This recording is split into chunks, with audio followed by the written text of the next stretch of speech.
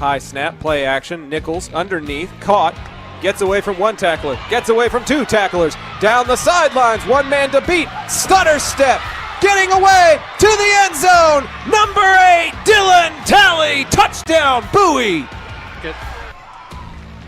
Robertson in motion, Craven's back to pass, goes across the middle, Ghostin holds it in, he's going to go to the touchdown, to the house, Cravens to Ghostin, Colt, touchdown. As a tight end, pulls a guard, Barrett finds the hole, follows the pulling guard, cuts outside, bounces outside to the 20, 10, 15, 5, touchdown Bowers, touchdown Bowie. And folks, we have history at Haltom. Danny Bustamante has just pitched a no-hit, no-run, no-walk shutout. A perfect game for Danny Bustamante. Rios looks at Alvarado and turns home. It's going to that left field gap. That's a base hit. Here comes Axel Alvarado. The Colts are going to take the lead in the top of the 7th on the base hit by Gannon Howard. Burkle out of position. They've got to pass, and they've got to go. Patomeco with the pass. Narario has a bit of a look, shot on goal, and he gets it in! Two tight end set here as we go to the left-hand side with B.J. Rogers. Rogers is into the second level. B.J. Rogers to midfield. One man trying to catch up to him, but he will not. Number 6 in for 6. That will do it. This broadcast is under intellectual property and may not be repurposed or reproduced without express written consent. Enjoy this presentation from Zach. For the 4th time in a row and for the 2nd time as district champions, the Bowie Volunteers are in the postseason. And for the 2nd year in a row, Zach Arnold Productions gets to bring you that playoff broadcast. Coming to you live from Choctaw Stadium, it is Texas High School football on the Zap Network, presented by John Wade Roofing. Good evening, everyone, and welcome into our makeshift broadcast area. Due to UIL restrictions, we are unable to provide a video broadcast for you this evening. However, we have something else in store for you that will be as immersive as possible. And Pops, you and I are no stranger to radio-style calls. That's how the Zap Network got started. It is. Back in 2019 when we first launched this dream, we got to go all the way to the quarterfinals out in Midland with one of our football teams that we represent, and had a long run in our very first year. And you were the sole play-by-play. I was the sole spotter producer, and we've really grown since then. But what a ride it's been. And that ride has led to a district title for these Bowie Volunteers, who come in with a 8-2 record. 8-2. 8-2 record, 7-0 in district play, including a thrilling district championship winning ball game that you got to be on the call with Jot Holly for just 1 week ago. What a game that was. It was close. It was exciting. It had some big plays. It had some great stops. I mean, it was just a really well-rounded ball game with Bowie coming out on top in the final buzzer, and it was a real pleasure to be able to see that one. I think South Grand Prairie was truly shocked at the level of play that the Volunteers brought to the game last week, and Bowie had them on their heels all night long. It is our hope to see some of that in continuation here at Choctaw Stadium tonight. And it's going to be anchored by one of the most potent offenses in Dallas-Fort Worth, with two receivers that are either at or just near 1,000 yards receiving, and a quarterback who has thrown for nearly 3,000 yards in Jaden Bibbs. He's at 26.42. If he has a good game tonight, Pops, he hits the 3,000 mark and has been carrying this Bowie offense all district play. It's really been fun to watch Jaden play this year. He truly is that, like you said, that dual threat quarterback. When the pocket begins to collapse around him, he tends to squirt up into and across the line and into the flat behind the defensive line, and he picks up yardage in that second level that the defense is now they're trying to catch him from behind. It's just a thing of beauty to see. He doesn't roll out left or right. He goes right up the middle when the pocket squeezes him out. And I think that's a testament to his no-fear mentality. He was able to come in relief of Trey Nichols during the postseason in the area round against Hebron last year. It gave him a feel for what varsity starting was supposed to be like, and he has carried that momentum from last postseason into this postseason, I feel like. But it's not all him. You've got players like Kedrick Osunde-Brown who are around 900 yards receiving. Mad Max Nichols, 59 catches for over 1,000 yards and team-leading 12 touchdowns. Denzel Ponder has run it for almost 800 yards and 13 scores. When you get into the red zone, it's really, really hard to contain this Bowie offense because they have players like that, and then we don't even have him on the stat sheet, but Deontay Tennyson is a threat as a tight end going out into the flat and punching it in for 6. So there are so many options for this team, and it'll be interesting to see how they fare against a Berkner Rams team that finished 6-3 on the year, 5-2 in District 7 6A. And a lot of it, from what I was able to tell, was anchored by a strong defense. They pitched 2 shutouts against inferior opponents during district play, as well as holding Richardson, a fellow playoff team, to just 14 points in a 17-14 win. They average just 19 points allowed per game. And at the high school level, to hold a team under 20 per game on a regular basis means that you've got a very sound defense. Well, one thing you mentioned was District 7 6A does seem to be a little weaker, except for the 2 teams that stand out in that district, and those are the 2 teams that got whooped, that did some whooping on Berkner, and that's Dallas Jesuit and Lake Highlands. Yes. They won their game soundly against Berkner, but Berkner was beating the likes of Irving High School, Irving Nimitz, Irving MacArthur, and was beating them soundly because they were just not up to the same caliber. So Berkner falls right in the middle of that talent level. Not as much better than the Irving schools, but not same level as Jesuit or Lake Highlands. And you take a look at 7-6A, and you have a couple of those teams that are on the lower end of the spectrum, and you have to, unfortunately, look at teams like Sam Houston. You have to take a look at teams like Grand Prairie, teams that should have been throttled and did. Yeah. Bowie with a 64-14 win at Grand Prairie and a 52-7 win against Sam Houston. So they find themselves in a very similar boat with tackling some of those teams that they were supposed to beat soundly and having a little bit of trouble against some of the teams that were on the upper end of things. The only thing that was different about these Bowie Volunteers is they came out on top. They won 21-14 against Arlington High in a defensive slugfest. They won 24-21 against South Grand Prairie to win the district title. So when those close games happen, Bowie finds a way to win rather than coming up short like Berkner seems to. Well, and this Bowie team doesn't quit, because that Arlington High game was tied with less than 2 minutes to go in the ball game. And Bibbs found Jaden Harper crossing on a crossing route across the middle, and he took off for 90 yards. It was a wheel route, and they had shut them down. Arlington's defense had shut down Bowie all night, neck and neck and neck and neck all game, and then they broke up. Bowie never quits. Yeah. And you can never count them out of a ball game. And like the game last week against South Grand Prairie, everybody would have picked South Grand Prairie in that ball game, but the Bowie defense really stifled the South Grand Prairie offense that had been running rampant over all other teams all year long. So on the defensive side of the ball, Bowie is also dominant there, as well as all those weapons on defense. You got Galatians Powell Goffey. Yes. You've got players like that rally around the ball. Bryson Castile, Don Rivas, the list goes on and on to the talent at different positions as well. Mm-hmm. Powell Goffey anchors the linebackers, and then you have some very talented players in the secondary as well. I don't have the roster in front of me. I don't have everything memorized, but there are just so many players that have the potential to make a big play and stall the opposing team's momentum. Right. You mentioned Tennyson has emerged as more of a threat on the offense at the tight end. Brody Ferguson also. Ferguson at tight end. Ferguson. Here's the thing about Ferguson. He doesn't get a lot of yards. He gets touchdowns. Yeah. When they get down in the red zone, it's Ferguson they go to that 6'5" frame in the end zone. They've got him, targeted, and he gets touchdowns more than he gets yards. I think he had 4 yards last week, but he had 2 touchdowns. Right. And that's as productive as you can possibly hope Absolutely. for. That's about as efficient as you could get. And then on the flip side, it seems that Berkner has made a change at the quarterback position to try to provide them with a little bit of a spark. And you take a look at what Daquan Dunn can do.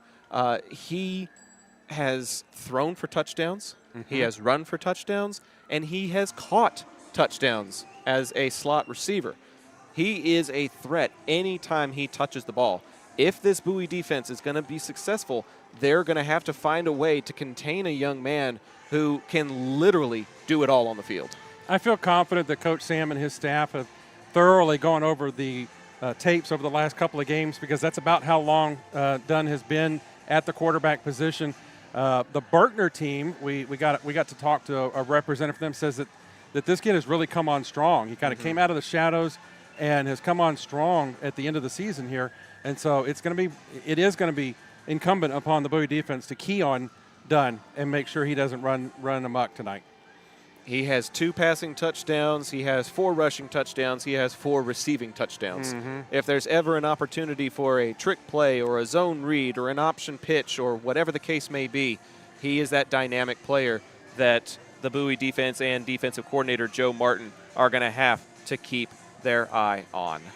So that is something for us to look forward to. Number 5, Princeton Campbell was the other name that I was thinking of. Oh, he's a ball hawk. On the defense, he has come up with so many big deflections and interceptions and everything else for the Bowie defense that if it does get thrown his direction, he could come up with another interception potentially.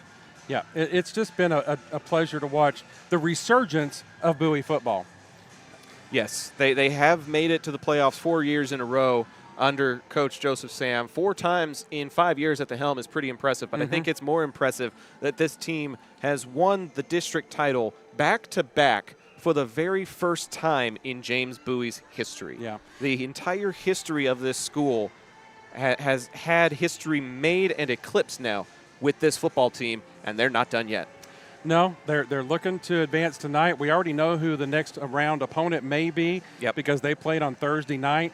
And Prosper came out on top as against Hebron. Against Hebron. And so that's the next potential opponent should the Volunteers come out on top here tonight at Choctaw. That game most likely would be played at a more neutral site. This has pretty much been Bowie's home this year. It has. And, you know, we were kind of rooting for UTA because it's a little more intimate. It's a little smaller. But I changed my mind when I watched the Berkner cheerleaders come in tonight, okay?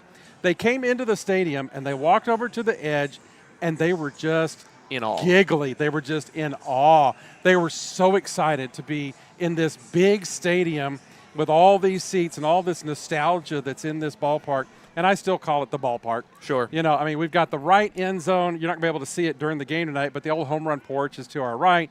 The third baseline is to our left. Yachty Pagan, the golden pipes of Bowie Volunteer football, is sitting where Chuck Morgan used to sit. Yep.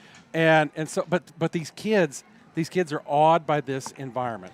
And that's exactly what the playoffs are about, is to have those great moments, those great opportunities as the captains get ready to meet at midfield. A reminder, fans, we are not permitted per UIL rules and regulations to show you the actual football field today, but we do have something else in store for you as we get ready to conclude this pregame show presented by who, Pops?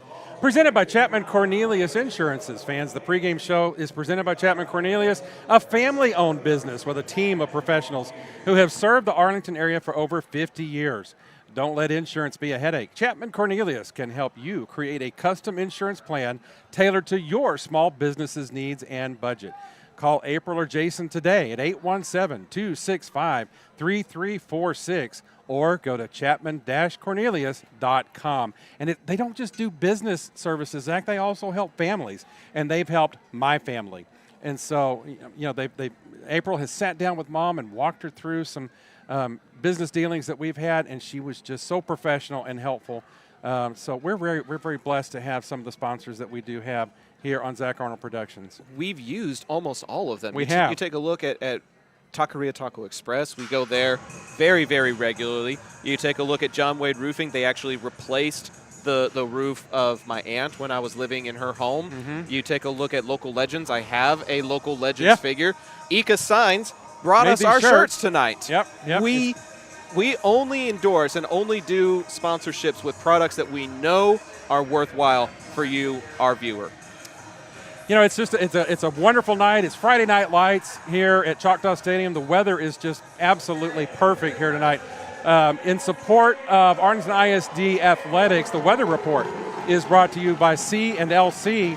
And we're going to start off as the Bowie Volunteers come on the field, and you can hear the band in the background. We're starting off with about 76 degrees here at kickoff tonight. There is a bit of a wind coming out of the south at about 10 miles an hour. We noticed it outside when we were coming in, but in this bowl, it's not going to have that much effect. We can see the little red flags on top of the yellow goalpost in each end zone, and they're hanging limp tonight. So there's not going to be much of an influence of the wind on the kickers tonight or the long passes. But, it's clear, it's beautiful, and with the fields coming on the team and the band's playing and the cheerleaders cheering, Zach, I'm ready for some football. It's football time in Texas. The Bowie Volunteers are in an all black with their black jerseys, black pants, white numbers with orange trim, and their white helmets with BV on it and the sabers beneath it. The Berkner Rams are in their black helmets with white Rams logo. It actually looks like a ram. It doesn't spell out the word Rams. It actually looks like Ram logo. It looks like the ram that Colorado State has used for a couple of years. If you're familiar with college football, it's a nice-looking logo. And you'll see it on ZapView here in just a second. They are wearing cream jerseys with black pants and a green stripe along those pants.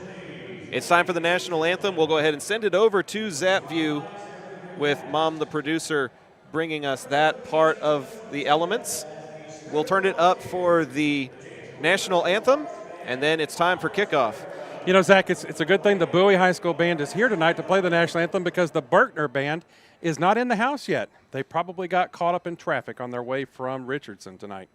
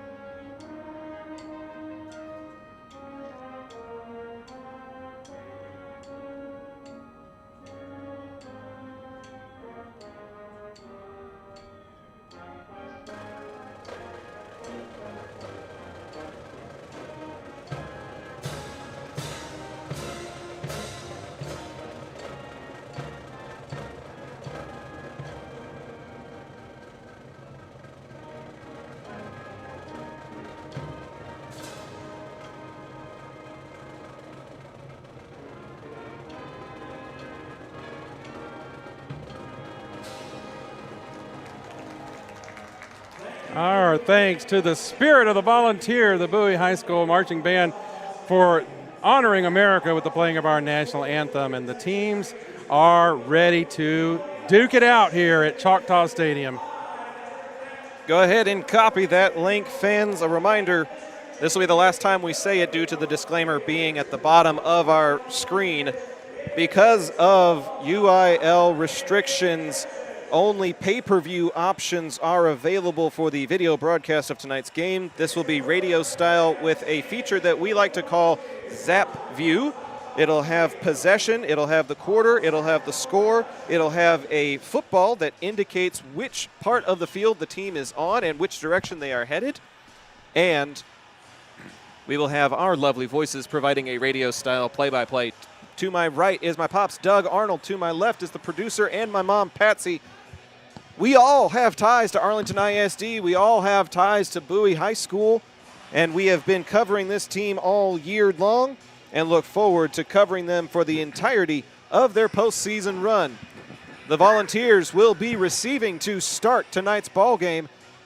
They'll be receiving where the old third baseline used to be, moving left to right, with Berkner getting ready to send it away into the night here at Choctaw. Yeah, Zach, Princeton Campbell back deep. Mad Max Nichols also back deep for the Volunteers to receive this kickoff and get this thing started tonight. That's Campbell with it at the 20. He'll take it up to about the 25, 26-yard line. And that is where the Volunteers will scrimmage first down and 10 to start tonight's ball game. We'll get our first look at Jaden Bibbs. 29 of 38 in last week's game for 252 yards, 3 touchdowns, and a meaningless INT that happened very late in the fourth quarter. On the season, 2,642 yards, 28 touchdowns, 6 interceptions. He's got 3 receivers to his left and 1 receiver to his right. He's looking to that left-hand side. It's going to be a swing pass that's caught by Kedrick Osunde-Brown, and he will get stopped for a gain of maybe 1 up to the 28-yard line. Yeah, he was pretty much met quickly there before he could turn up field by the Berkner's number 2, who plays both sides of the ball, Daquan Dunn. It was definitely a number 2 on that stop, as he also plays a defensive back and wide receiver for the Rams. He is a do-it-all for you, fellow. I believe Dunn is the young man who's been at quarterback the last couple of weeks. We'll see if that is the case again as this handoff goes up the middle, and that's not going to go for very much. Ponder tried to squirt through a hole on the left-hand side, and he'll get stopped for no gain.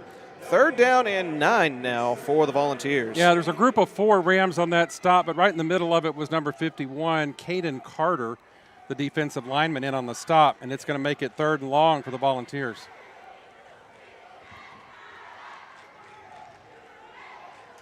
The Rams play with just 3 down linemen. It's a 3-4 defensive scheme on 3rd and 9. Bibbs back to pass. He's got a solid pocket. Now he's going to step away to his right. Under pressure, and he's going to get dropped behind the line. A coverage sack will send him back to the 25-yard line, and Bowie will start the ball game on a 3-and-out. Yep, that was definitely a coverage sack. I was watching the routes develop downfield, and none of the Bowie receivers could open up and get uncovered. So that will result in a Bowie punt, sending it towards home run porch. Paua Gofia with a line drive end over end that bounces at the 49 and will go past the intended up man, who finally scoops it up at the 35 to the 40, up the far sideline to the 45. Princeton Campbell is in chase, and they'll finally escort him out of bounds at the 45, and that is where the Rams will start. 1st down and 10, moving right to left here at Choctaw Stadium. Their first possession will come with 10 minutes and 3 seconds to go here in the opening quarter, and we'll get our first look at Daquan Dunn. Most likely, he went 9 of 15 for 174 yards in the win against J.J. Pierce last week. Zach, I'm having fun watching ZapView, watching Mom move things around, switch the ball over to Berkner, move that football up to the 45. Hopefully it'll give you a decent experience tonight with us voicing all the action. They started with a shotgun wishbone and moved 2 men to an H-back. Now it's just a running back that's going to be taking it up the middle, and it'll be for no gain. Taking it that time was number 10, Trey Gaston, and he may have lost a yard on that play. Yeah, he was met right at the line of scrimmage, right behind the line of scrimmage, by a whole group of Bowie Volunteer defenders, and he lost a yard on that, and it'll be 2nd and 11. They're switching out. Gaston's headed to the sideline for this next play. There's 2 men on each side of the quarterback and a man behind him. It's like an old wishbone style. And this time they're going to keep it with a handoff on a stretch play to the left-hand side, and Bowie's defense is there. That stretch run by number 80, Ty Crothers, goes for another loss back to the 40. Caleb Pfeiffer in on it from the get-go. He was not fooled by that handoff at all, and Pfeiffer drops the running back for a 5-yard loss. It's going to be 3rd and 16 here for the Rams. And the Rams ran for 274 yards last week against Pierce, so running is one of their mainstays in their offense, and they're going to have to go spread here with 3 receivers to the right and 1 to the left. That is DeQuan Dunn taking the snap, looking left. He's going to throw that way, and it's incomplete. No flags on the play, and it's going to be a 3-and-out for Berkner as Kedrick Osunde Brown gets ready for the deep punt formation for the Volunteers. That pass from Dunn was intended for Corday Foreman, but it was way overthrown and out of bounds. So the scripted plays both resulting in 3-and-outs for both teams. And late to the party is the punter for Berkner. He is going to have to be quick to send it away. Osunde Brown back to receive this punt. This is a high kick, and he'll have to call for the fair catch at the 30, and that's where Bowie's next possession will be when we come back. John Wade Roofing is celebrating 40 years serving the Arlington area. John Sr. played for Colt football and was the team MVP in '76. He went on to play for TCU, earning all conference honors. The family has a Colt legacy that spans generations and wants to help your family's roofing needs, plus gutters, painting, solar, and more. For more information, go to johnwaderoofing.com. First down for the Volunteers. They've got 2 receivers to the right, Ferguson, a tight end, and 1 receiver to the left. Ponder and Bibbs make up the backfield, and it's going to be an RPO, and that throw is low for Mad Max Nichols, and incomplete, 2nd and 10. Yeah, number 1, Corday Foreman was right on the receiver as soon as the ball got there and jarred it loose at the last second for an incomplete pass. So they'll have it at the 30 for a 2nd down and 10. 8 minutes and 30 seconds to go here in quarter number 1. Empty backfield, 3 to the right and 2 to the left. Bibbs by himself. Oh. And somebody jumped. Somebody either jumped and motivated someone else to run across, but the call's going to be against the Volunteers for a 5-yard backup. But one of the wideouts for Bowie, I believe that was jumped out there. Number 85, Aiden Rondon. The Rams jumped into the neutral zone, but they jumped back before Bowie could snap the ball and get the offsides call. Deep throw here, one-on-one coverage. Did he get it? Referees are conferring at midfield, and it looks like it'll be incomplete. Now the side judge gave a juggling motion with his hands as that ball went out of bounds. Not by much, but it will bring up 3rd down and 15, and we may have yet another 3-and-out if Bowie can't get these 15 yards here. Yeah. Coach Sam's going to have to turn the playbook over to the long yardage plays here. 3 to the right, 1 to the left, and they got the hard count again, and again somebody on the D-line jumped into the neutral zone, but Bowie unable to get the snap off and get those 5 yards back. New play from the sideline. Bibbs with a triangle to his right, looking that direction, stepping up, stepping away, and now he's going to have to take off and run, and he's not going to get enough yards before he's finally pushed out of bounds. He'll get across the 30 to about the 33, but it will bring up 4th down and another punt for the Vols.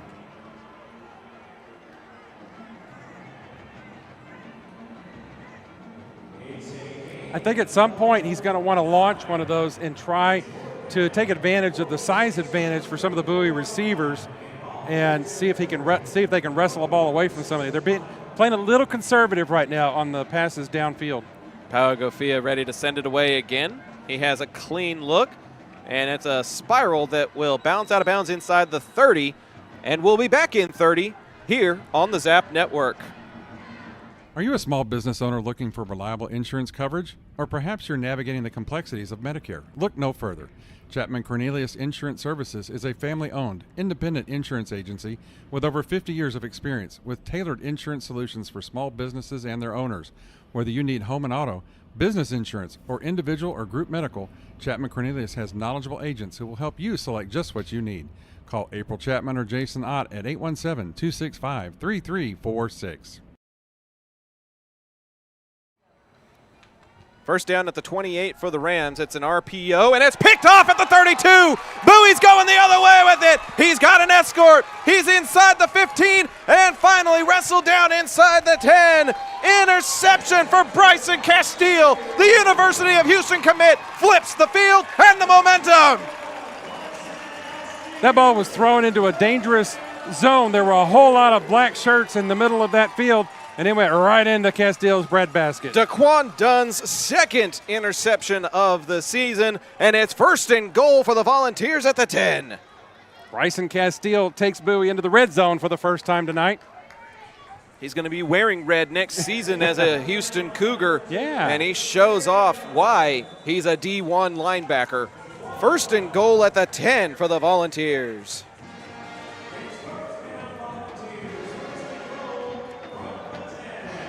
Everybody's bunched into the middle. Now they're going to go out. Bibbs looking over the middle. Caught. 2-1. Touchdown, Volunteers. Mad Max coming across the middle of the field, and he'll punch it in for 6. Bowie strikes first in the playoffs.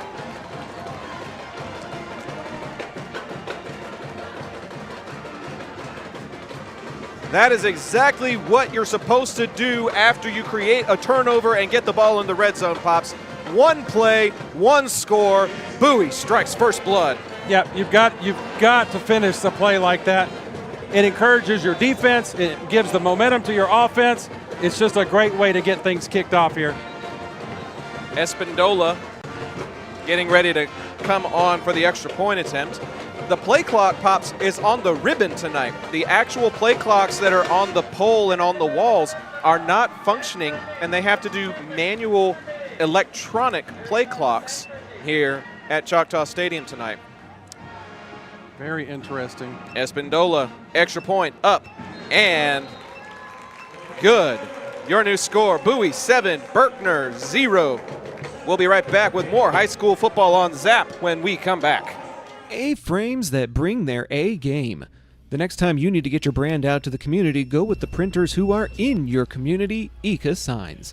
With everything from wall signs to banners, printed tees to hats, Eka can even do same-day rush orders on select products. Visit ekasigns.com/shop to see their full list. That's ikasigns.com/shop. Eka Signs, a partner of Zach Arnold Productions. Taqueria Taco Express is the official taqueria of Zach Arnold Productions, with locations in Arlington, Grand Prairie, Waxahachie, and a new location opening in Mansfield. Solving your Mexican food craving has never been easier. Visit them on Taco Tuesdays for their special 5 tacos and a large agua fresca for just $10. Find out more by visiting taqueriatacoexpress.com. Time for a classic South Drive summary, Pops. Zach, that drive that capped off the interception by Castile was a Bibbs to Mad Max 10-yard touchdown for the Bowie Volunteers at 7:49 here in the first quarter. Bowie is up 7-0. The next time you're ready to drive something new, contact Yadi Pagan at 817-706-5679. Classic Chevrolet, relax and enjoy the difference. This is a one-hop that's fielded at the 10, across the 15, 20, 25, and finally brought down at the 30-yard line. Decent starting field position for the Rams on that kickoff return. Yeah, that ball was fielded for them by number 24, Josiah Shell, and he got the Rams set up in some decent starting field position here for their, what is this, they're going to be their 3rd drive of the evening? Yes, sir, 3rd drive. That 2nd drive only lasted one play. Wasn't very long for the 2nd drive for Bowie. And the defense showing up early in this ball game, showcasing why this is a dangerous Bowie football team. They don't just have electric playmakers on offense. They have some electricity on the defensive front as well. 3 receivers for Daquan Dunn and a more traditional shotgun look with a running back on his left hip. It's a zone read as Dunn takes off down the near sideline across the 35 and finally escorted out of bounds, almost right at the 35-yard stripe by number 17 of the Volunteers, Caleb Pfeiffer. Yeah, Pfeiffer had his eye on the quarterback, who's a dangerous threat in all areas of the game. 2nd down and 5 on the zone read, pickup of 5. 3 receivers on the right, nobody to the left. A tight end on the right-hand side for the Rams. This will be a stretch, handoff to the right-hand side, across the 40 to the 42, and finally tripped up at the 43 is number 10, Trey Gaston, and that is good for the first down of the evening for the Rams. Yeah, Gaston found some room around the right side of his offensive line and into the Bowie secondary before they were able to catch up to him. Three receivers to the left. One is a slot back that's about 3 yards behind the line of scrimmage. This is a keeper for Dunn. It's a draw the whole way. He's across the 45 and finally tripped up at midfield. A pickup of 8 on that quarterback keeper. Tripped up by number 5, Princeton Campbell. Keeps the Rams from getting the first down, and we've got a player slow to get up on the Bowie side, and we're fixing to step aside for a timeout here. Yeah, we'll see just how long of an injury timeout this is. We'll be back really quickly here on the Zap Network and let you know who's being tended to.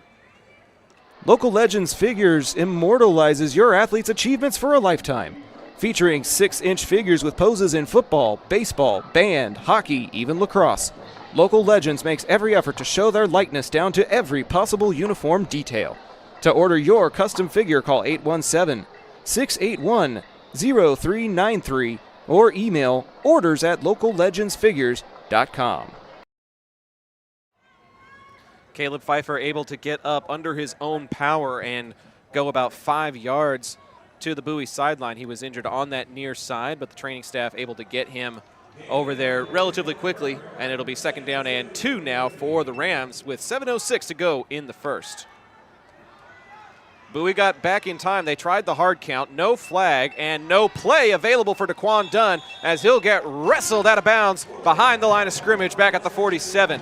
Everybody on the wide receiver line there, Pops, was just going on a offsides go route, and a good job by the Bowie secondary to keep up with each and every one of them. And Dunn had nowhere to throw, and 3 defenders chasing him out of bounds. Yeah, that's the first coverage sack we've seen for the Bowie secondary, as Dunn was definitely looking to throw the long ball downfield, and he just had nowhere to send it. And he didn't have a flag to back him up on it. Usually on a play like that, it's okay if you get wrapped up like that because you think you've got 5 free yards. But the Bowie D line was able to get back across the neutral zone, and there's no flag, and it's 3rd down now.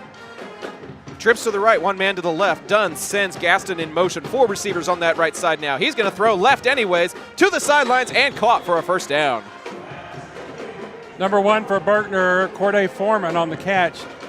Picks up the yardage needed for 1st down. He'll get it into Bowie territory down at the 38-yard line before he tiptoes out of bounds. And that'll move the chains again for Berkner. Rams will substitute out a couple of players. And it's 1st down at the 38. The Berkner band has shown up tonight. They must have been getting caught up in traffic on the way over from Richardson. Had to have been traffic. So we got a great atmosphere at Choctaw. 2 to the right, 1 to the left. Gaston cannot get past the first line of defense, and they will maybe give him a yard on that. Looked like he had a hole, but the Bowie defense closed it up real quick. Yeah, Castile got in there and tripped him up, and he was still kind of moving forward. He hadn't been downed yet, and then it slowed him up enough for his colleagues to come in and finish the job. So good job on Castile to get into the backfield and trip Gaston up. And they'll say no gain, so it's 2nd down and 10 at the 38. 4 receivers set. 2 of them are slots on the right-hand side. Dunn looking across the middle, and his receiver's going to get popped, but I think he held on to it anyway. That is indeed a 1st down on a very, very tough catch by Ty Crothers. Kevin Baines in on the pop. I wish we had some sound down there on the field to hear that crunch, because that was a great hit by Baines. It was a clean hit, and Yes. ordinarily you think that would break up the pass, but Crothers doing a good job of catching it over the middle for another Berkner 1st down at the 25. Nobody on the left-hand side, 3 receivers to the right. I'd guess we're throwing left on this one. What do you think? It's going to be a run to the left, Yeah. and scooting back up the middle is Daquan Dunn, and he'll get tripped up at the 21.5-yard line. We'll give him the 20. It's a pickup of 5, 2nd and 5. Yeah, brought down by the combination of Baines and Castile on that play for the Volunteer defense. I feel like those are names we're going to be calling frequently tonight. I always look to see if there was somebody else. If there's a group of 3, I'll look for the name that I haven't called yet. But you got to keep giving the credit to the guys that are getting themselves to the ball. They're going to spot this one at the 21. I thought they were going to get it closer to the 20. 2nd down and 6. 2 receivers, both of them go in motion. Empty backfield now. 4 receivers set. Dunn going to throw it to his right-hand side. It's caught looked like there might have been a hold there by the wide receiver Crothers, but instead the receiver number 8, Davis Kamari, is able to get very near first down yardage. Third down and short is what they're going to spot it. Maybe third down and 2.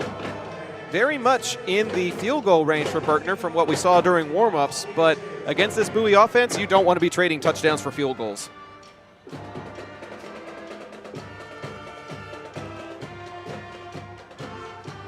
Third down now.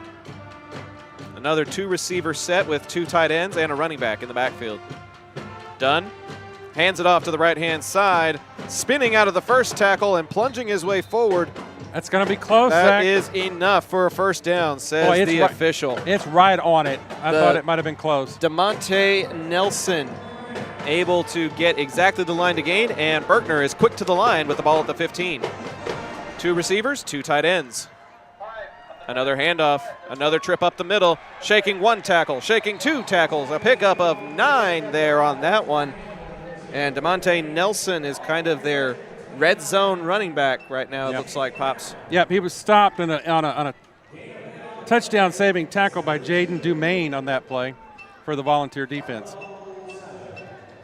Quick to the line again. It's an RPO. They're going to throw in Crothers' direction, and there is no flag as Bowie had just as much opportunity to go after that ball as big number 80 did, and it's incomplete, and it'll bring up third down and 2.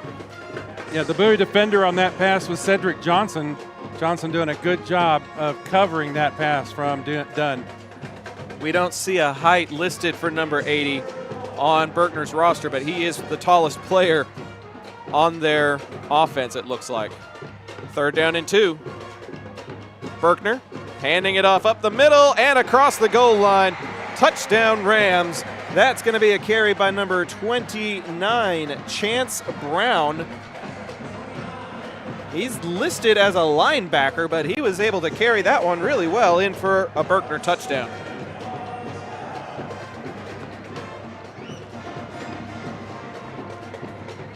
This is number 16, Alan Tran, lining up for the extra point. It is true, and with just over 4 minutes to go here in the opening quarter, we're tied up at 7, and we'll be back with more playoffs here at Choctaw Stadium when we come back. Pools in Texas need servicing all year long. At Rami Pools, LLC, we provide quality pool services such as cleaning, maintenance, and repairs. So call 469-951-0107 for a free estimate and ask for Roberto. Rami Pools, LLC. We're going to make you fall in love with your pool again. Hablamos español. Modern West Windows and Doors is a partner of the Zap Network. They're also partnered with trusted industry leaders like Lowen, Weather Shield, and Simpas to guarantee quality product and installation. Whether you're searching for new concepts for your entryway, living room, dining room, bedroom, or even a workshop, Modern West has the solutions you're looking for. Visit the showroom at 1211 6th Avenue in Fort Worth or visit modernwestwindows.com. Back to Choctaw Stadium alongside my Pops Doug. I'm Zach Arnold, bringing you this bi-district playoff game between the Berkner Rams and the Bowie Volunteers.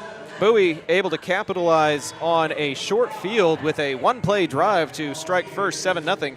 This was a methodical 65-yard drive by the Rams to answer and tie this thing up. Fair catch is called for and taken at the 27-yard line, and that's where Bowie will scrimmage. First down and 10 with 4:10 to go in the opening quarter. Number 13 for Bowie, Darian Carson, making the fair catch to get this next series started off for the Volunteers. Good field position at the 26-yard line, 27-yard line. 27, I think, is where they're spotting it. So that'll be where they get it on the near hash. And 3 receivers will go to that open side to Jaden Bibbs' left. Ferguson is the tight end, and then there's nobody else on the right. Bibbs looking left, throwing left. It's over the middle, and it's nearly intercepted. Berkner's defense able to break up the pass before Carson was able to haul that one in. Number 0, Iola O'Reilly was in on that stop for the Ram defense. Try saying that 3 times fast. Iola O'Wiley. We want to do our very best to represent these young men. We're doing our best. Man in motion, that's Osunde Brown. He'll get it on the jet sweep. He's got a lead blocker, trying to get to the corner, and he's got it.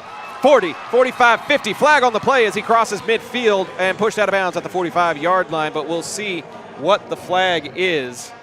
Finally pushed out on the outside edge there by Daquan Dunn. Playing both sides of the ball tonight. You have to wonder about that young man's stamina. Well, he's almost like a Travis Hunter at this point. Although Hunter's out injured now for the rest of the season. I heard about that. I do like the commercial where he's playing Go Fish with himself. Have you seen that one? I guess I haven't. A two-way player. Yes. Holding is the indication against the Volunteers. It'll be 10 yards from the spot of the foul, so we'll basically get it back where it originally was. Yeah. The ball will move to about the 30-yard line and go to the opposite hash because that's where the infraction took place. So now it is 2nd down and about 7. 2 receivers, handoff. Ponder's got it across the 30, leaning across the 35, and finally brought down at the 36. And they're going to give him the 37, Pops. That's good for a 1st down.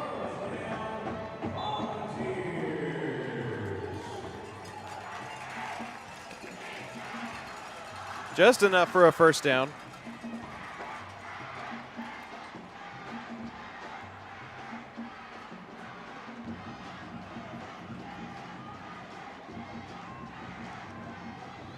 Never mind. Bibbs' pass is incomplete as he's looking for Ponder out of the backfield.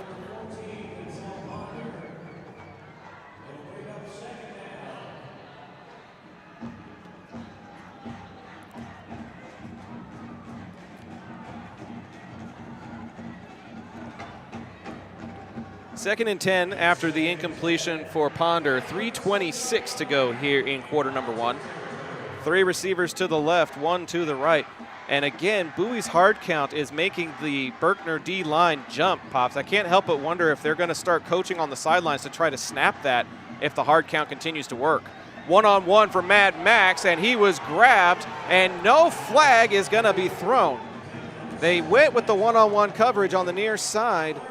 Mad Max was clearly gripped at the waist to prevent him from going after that ball, and no flag is issued as Coach Joseph Sam is asking the side judge why it wasn't as they face a 3rd down and 10. Only thing I can think the side judge was seeing was the ball appeared at the end to be overthrown, but Mad Max was not able to get under it because he was being held. Right. So it'll be 3rd down and 10 at the 37-yard line now. 2 receivers on each side, and now one of them in motion. It's still 2 to the left and 2 to the right. They're faking the underneath. Bibbs is under pressure, and he's going to get sacked behind the line all the way back at the 29. That play took too long to develop. They were faking the bubble screen on the near side and sending the blocker on a go route, and the Berkner secondary was having none of it. As Bibbs gets sacked again, and Bowie is forced to punt it away. Number 80, Ty Crothers back deep to receive the punt for the Rams. Pagofia ready to send it away.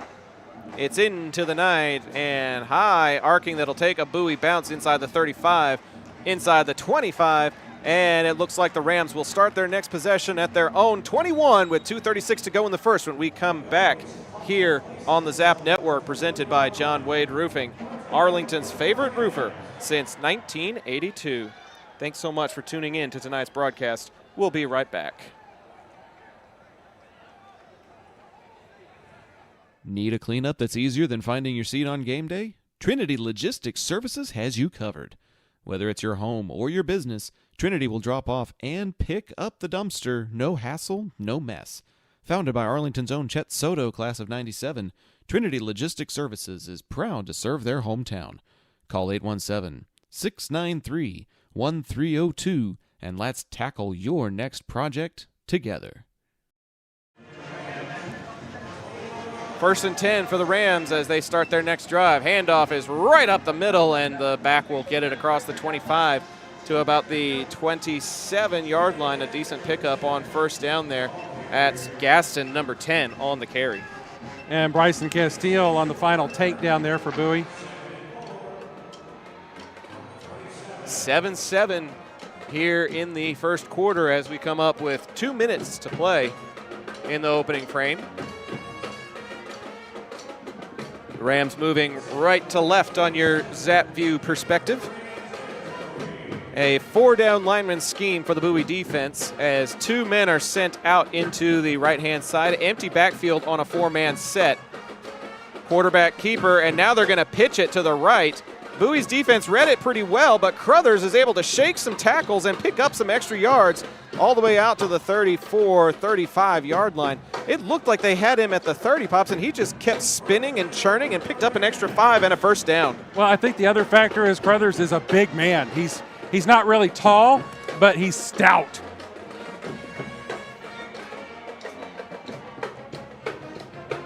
So it moves the chains for the Rams at the 35-yard line. They'll have 3 receivers on the near side with the ball positioned on the far side and a tight end to the right. Dunn takes the snap, looking to that left-hand side, pump fakes, and now he'll have to go underneath, and it's in and out of the hands of his favorite target tonight.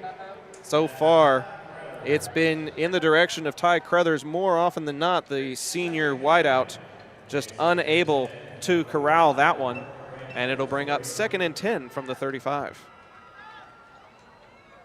Minute and a half to go here in the first quarter.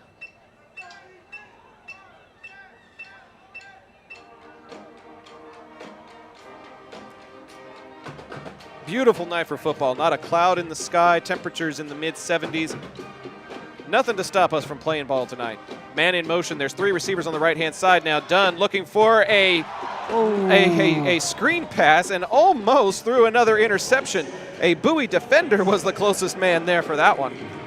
Well, the Bowie defender was on the interception, but the pressure came from number 11, Marquis Haynes, who was in Dunn's face as he let the ball go. So tremendous work in tandem there on the Bowie defense. That'll bring up 3rd down and long, which is a place that the Rams do not want to find themselves in.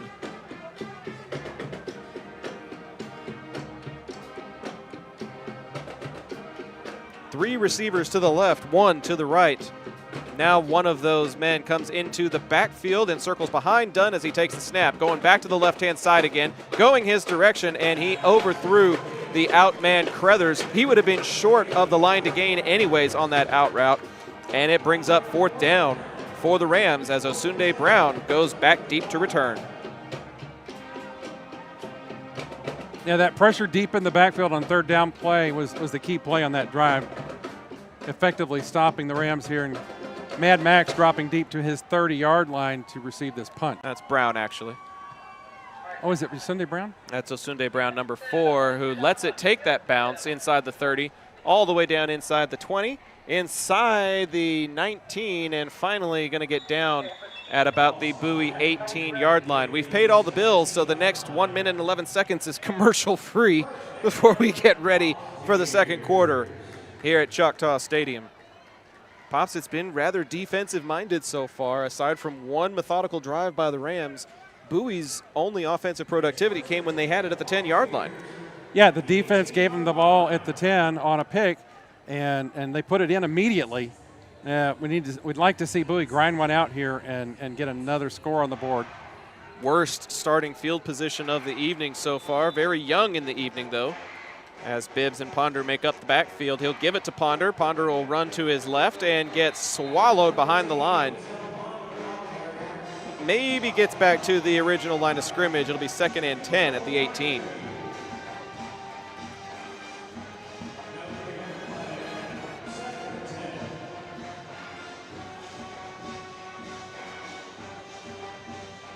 The Berkner Rams now with an opportunity to play a little bit on the stands from their band as Bowie sends a man in motion. Bibbs rolling to his right, and he's just going to throw it away.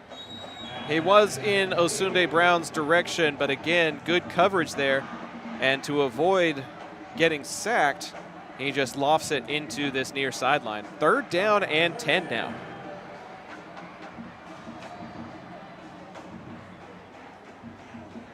Bowie ball inside the 20. The Volunteers clad in their blackout jerseys, black tops, black pants, white numbers with orange trim, white helmets, and the BV with the sabers underneath it. The Rams are in black helmets, cream jerseys, and black pants. Bibbs has to snag that with one hand, going to throw across the middle, and it's caught in traffic. Good for a Bowie first down.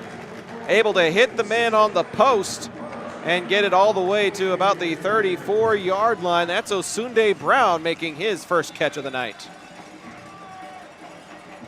And it may be the last play of the first quarter unless Bowie wants to try to get something off. It looks like they're going to head to the sidelines. And folks, we want to remind you that the second quarter is presented by Ika Signs. The next time you need signs, banners, printed shirts, or other print materials, Ika Signs is the local printer to call. 817-617-2229 is the number. And tell them Zap sent you. We're all tied up at 7 here at Choctaw Stadium, the second quarter, when we come back here on Zap. Taquería Taco Express es la taquería oficial de Zach Arnold Productions. Con un amplio y auténtico menú, satisface tus antojos o prepara tu próximo evento con nosotros. Visítanos todos los martes para disfrutar de Taco Tuesday, con 5 tacos y un agua fresca por solo $10. Para encontrar sucursales cercanas o hacer pedidos en línea, visita taqueriatacoexpress.com. Welcome to the second quarter here at Choctaw Stadium. 7-all in a defensive first quarter, but Bowie with a little bit of life as we get ready to flip the field with the Volunteers now moving towards the third base portion of the old Rangers ballpark with home run porch at their back. A reminder, fans, that due to UIL restrictions, our playoff broadcasts are limited to audio only, but Mom, the producer, earning her production stripes tonight. Doing a great job. Interactive football and the change of possession and monitoring the commercials. We're still doing everything we can to make it as immersive an experience for you, the viewer at home. Bibbs on the handoff, Ponder to the right-hand side, and he gets stuffed back at the 34. No gain. I think he ran into his own man, Pops. He ran into something that bounced him back into the backfield. He tried to pivot a little bit, but it didn't work because the Ram defense was on him pretty quickly. Zach, the only thing that would be any more immersive is if we had a plate of those Taqueria Taco Express tacos sitting in front of us from that last commercial. I heard that they opened a new location last weekend, and the whole weekend last weekend they were doing a special of $1 tacos, and I missed out somehow. Pass is broken up at the 40-yard line, and a flag finally comes in at the last second from the back judge. This should be pass interference against the Rams and give Bowie a fresh set of downs. Yeah, defender number 5, Makai Jesse, on that particular play seems to be called for defensive pass interference here as number 7 for Bowie, Mad Max, tried to haul that one in. It is on the defense, and it will be an automatic first down. Not very many penalties in this ball game. One holding call against Bowie, and now this call against the Rams. But other than that, a pretty cleanly played first 13 minutes of action here in the bi-district round. Empty backfield for Bibbs, and he'll motion Ponder into the backfield. 3 to the right, 1 to the left. Bibbs will give it to Ponder, and he's got a little bit of a crease across the 45, and he'll lean forward for a couple of extra yards. Maybe the 47, a pickup of about 3. He found a hole there between his right guard and right tackle, Campos and Gay, and he was able to squirt through there and pick up some positive yardage. Still 7 apiece as Bowie looking to mount their first methodical drive of the evening. 2 receivers to the right and 1 to the left, a tight end on the left-hand side. Bibbs, play action. He wants to go deep. He cannot. He'll have to go underneath, and Ferguson can't haul it in at midfield. Usually sure-handed Brody Ferguson bobbled that one. Ball was just a little bit out in front of him. Probably catchable, It though. looked like he stumbled a little bit as well. Maybe got a little turf trip or something. But it still would not have been enough for a first down, but it definitely would have gotten them closer. Yeah, the big C out there in Choctaw tripped him up. Right above the C is where the ball is positioned. Right above the A or P on Zap View. And Bowie's going to go empty here with 10:50 to go in the second. 3 to the right. Correction, 3 to the left and 2 to the right. And it's going to be a quarterback draw. And Berkner read that like a book. That's a quarterback keeper, but he was dropped behind the line. It'll technically count as a sack. Back to the original line of scrimmage at about the 44-yard line. And again, the Bowie drive stalling. Yeah, number 71, Seven Shepard, in on the tackle for the Rams on that play. He read that one perfectly, spying the quarterback bibs all the way.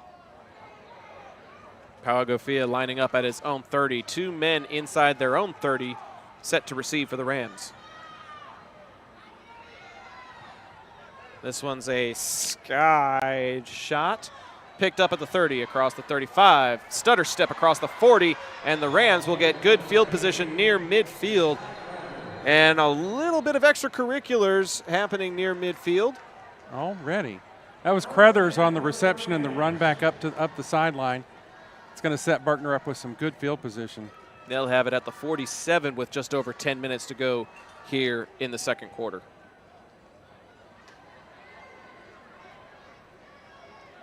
So Bowie starting with their worst field position at the 18, and the punt and the return giving the Rams their best field position of the evening, starting at their own 47.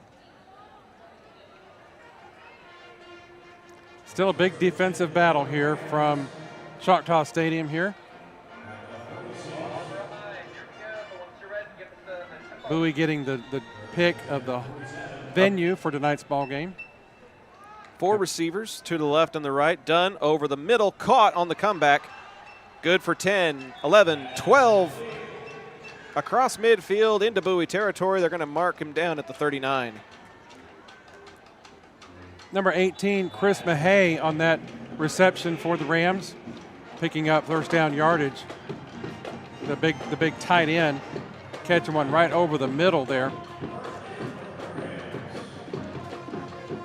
2 to the left and the right again for Berkner. An H-back on the right-hand side. Dunn by himself in the backfield, standing in the middle of the Choctaw C. Crothers in motion, and he'll keep it himself. Dunn on the keeper to the near sideline across the 35, and finally scampering out of bounds after a pickup of about 5 or 6.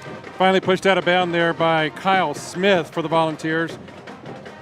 The senior defensive back makes the play, but not before Dunn's able to pick up 5 yards on that run.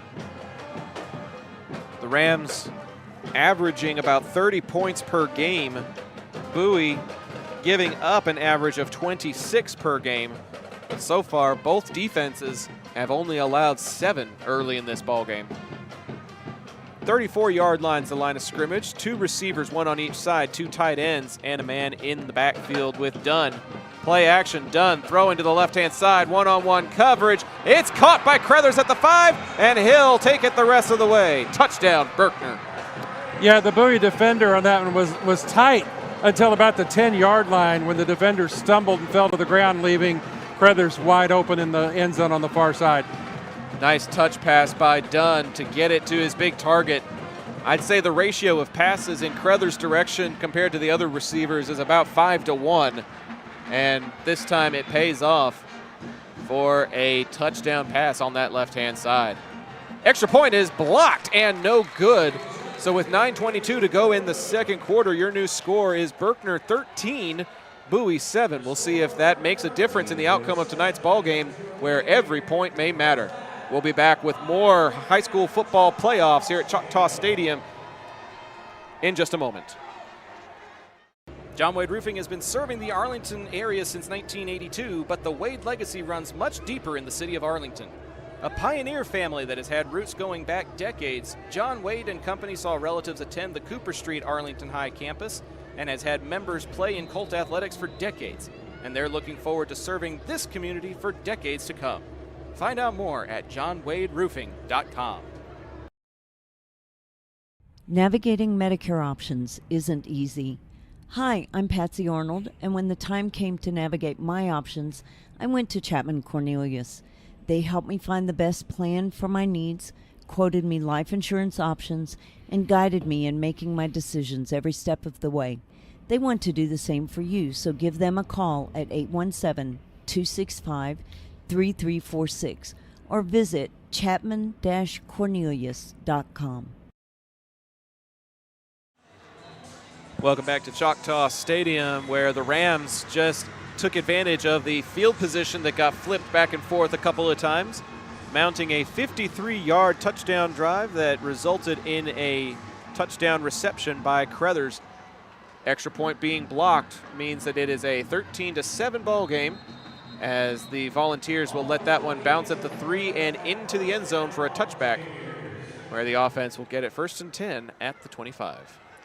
Yeah, 9:22 left here in the first half. It'd be good to see the Bowie offense, who is huddling right now at between the 25 and the 20-yard line on the near side here, put together one of those grinded out drives that we've seen from them that's been kind of characteristic of their offense this year. The trouble is the front seven for the Rams is stopping the run, and it's making the offense a little one-dimensional.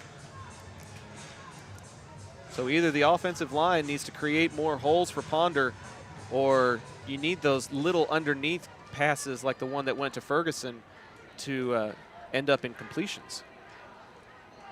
2 receivers to the right, 2 tight ends to the left. Ponder will carry it to the left, and he's got a crease across the 30. And just as I was saying that they needed a little bit better from the run attack, Ponder takes it for 10 and a first down. Yeah, J.J. Washington finally wrestled Ponder out of bounds on this near side, and it seems like getting around that edge, Ponder's got the speed to get. They had been going more up the middle. That one was more of a stretch play behind the tight ends, and it goes for 10. Nobody on the right, everybody cramped to the left. Now Tennyson in motion. He'll be the tight end to the right. Osunde Brown in motion. They'll fake it to him, give it to Ponder again. He goes to that left-hand side, and he'll pick up maybe a yard or 2 before 3 or 4 Berkner Rams push him back. Number 2, the two-way player, DeQuay Dunn, the first man to make contact, finished up by Ayola O'Wiley. O'Wiley.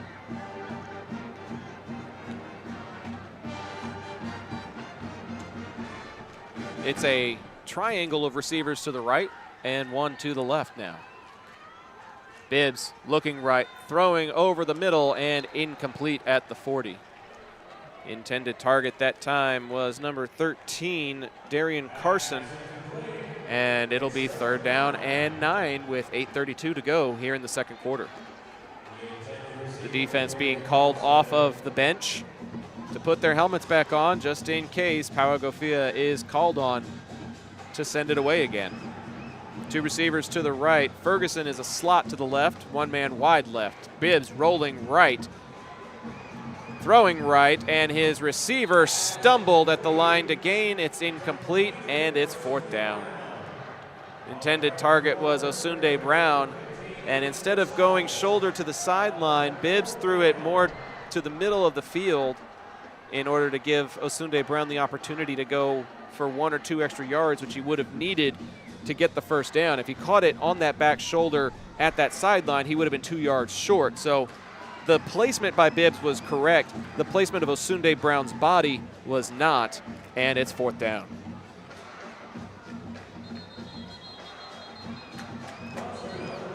False start indicated by the referees on Bowie special teams here. I thought Bowie had called a timeout, but unfortunately they'll get backed up 5 yards.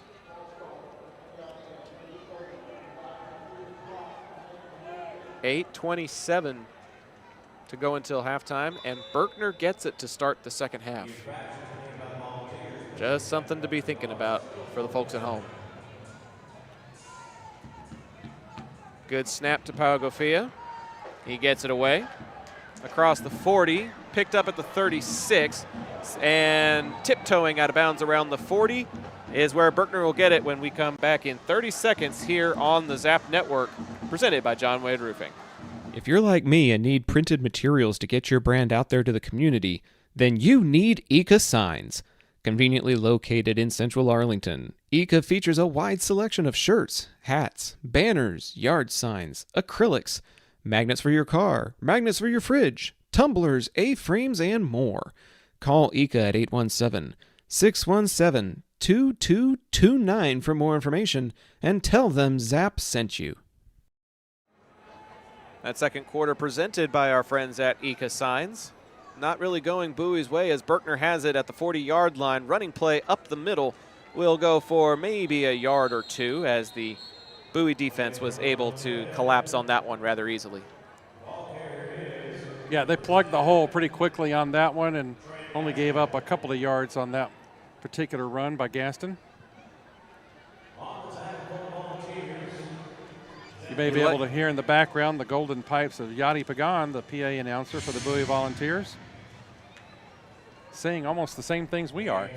If I'm the Bowie defense, I need a stop here because you don't want to go down by 2 scores.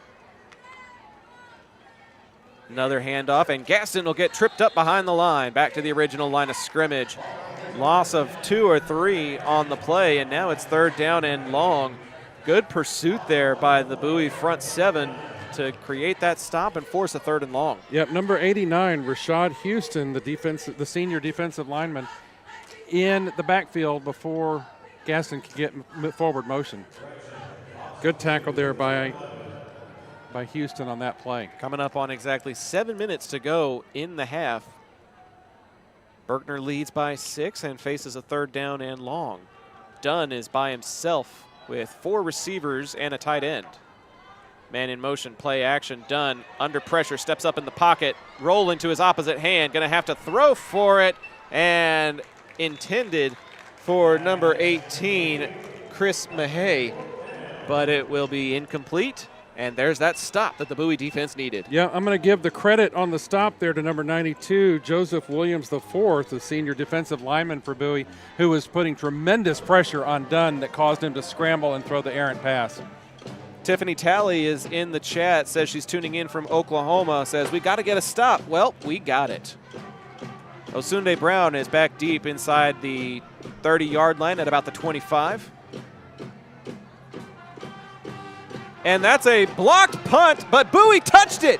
And now the Rams have it. They've got it across midfield, and it's at the 40-yard line. It's out again. And the referees will say that he is out of bounds. Oh, the ball popped out again after he stepped out of bounds. This is a wild play because it was a wobbled punt. I think it was blocked, but then a Bowie up man touched it at about the 45-yard line, and it was recovered by a member of the Rams special teams. The head linesman and the referee are conferring at midfield right now, but it looks like Bowie touched it after the deflection to make it a live ball, which means it should be Berkner possession at about the 40. Coach Joseph Sam is pleading his case on the near hash. We'll see what the referee says. Oh, a few more Zebras have joined the herd. They're going to confer about this even more. This is a big momentum switch because this would, in effect, force Bowie's defense to go back out there, and Berkner would have the ball and some momentum, and it would be in Bowie territory. On the flip side, if it gets downed around midfield, Bowie has excellent field position. Too bad they don't have instant replay. 4 Zebras conferring, and now a 5th, all standing around the near hash at midfield just below the letter C, Choctaw, here at Choctaw Stadium. Bowie coaching staff pointing to the Bowie side as if they maintain possession. The Berkner staff pointing to their possession. Everybody's trying to influence the Zebras in the conference here. Everybody knows how big this play is, and that's why the officiating staff is doing their best to get it right. Everybody has come in from their different vantage points to offer insights on where it should be, and somebody is pointing at the 46-yard line. The line judge and the umpire seem to be in agreement that the ball should go to the 46-yard line, which is about where Berkner retrieved it, which would mean that they downed it in plus territory, and it's Bowie football. I was going to say, because the Berkner defender was actually, or the offensive guy for Berkner was actually up closer to their own to the Bowie 45. And then he picked it up and ran with it. Yeah. The original line of scrimmage was the 39. This looks like Bowie's defense is what's staying out there. I see Pau Gofia, I see Campbell, I see a few others like Castile. I think this is going to be Berkner possession at midfield. Referee explaining in detail to Coach Sam right at the 50-yard line what they decided. But you're right. I think Berkner's offense is staying on the field. I think in a special team situation like that, if there is a fumble, you're not allowed to advance the ball. You're only allowed to recover it. So they're going to say that Bowie did indeed touch it after the punt block, and it was a live ball fumble that was recovered by Berkner at their own 48-yard line, but they're not allowed to advance the fumble reception.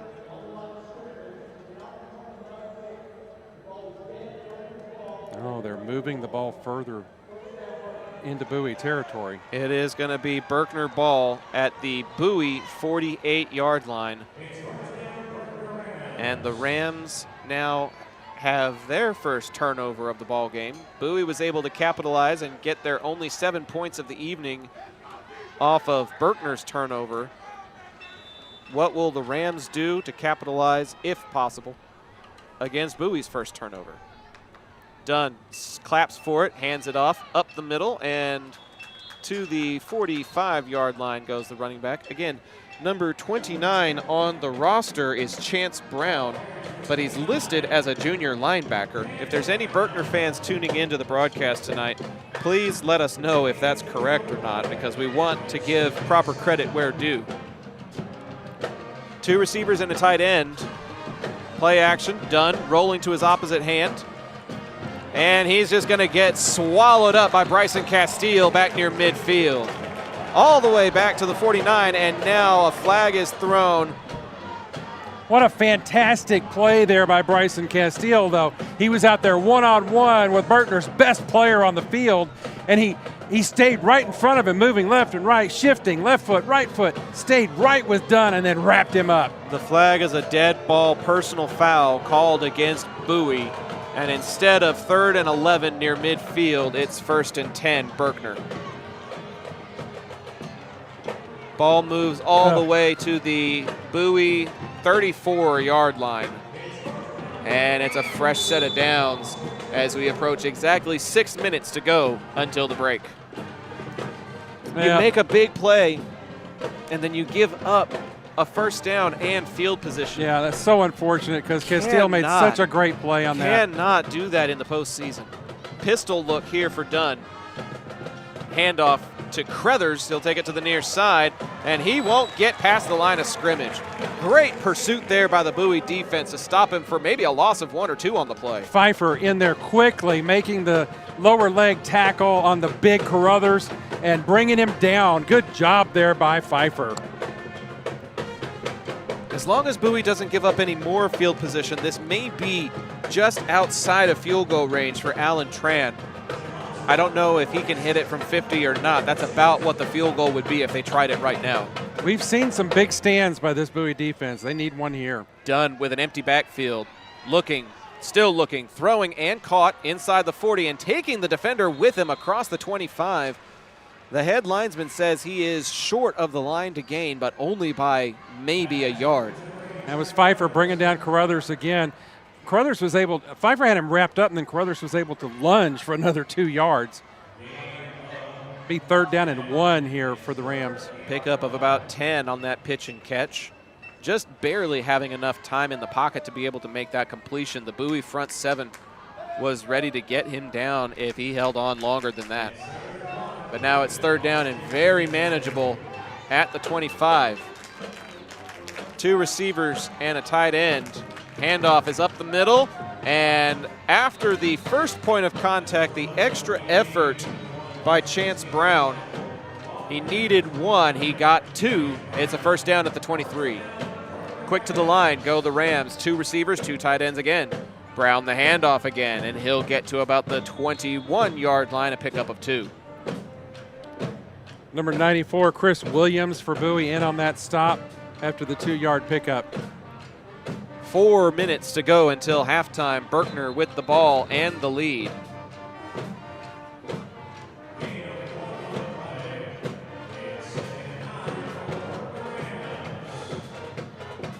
Substitutions coming in as Berkner will set up in the shotgun.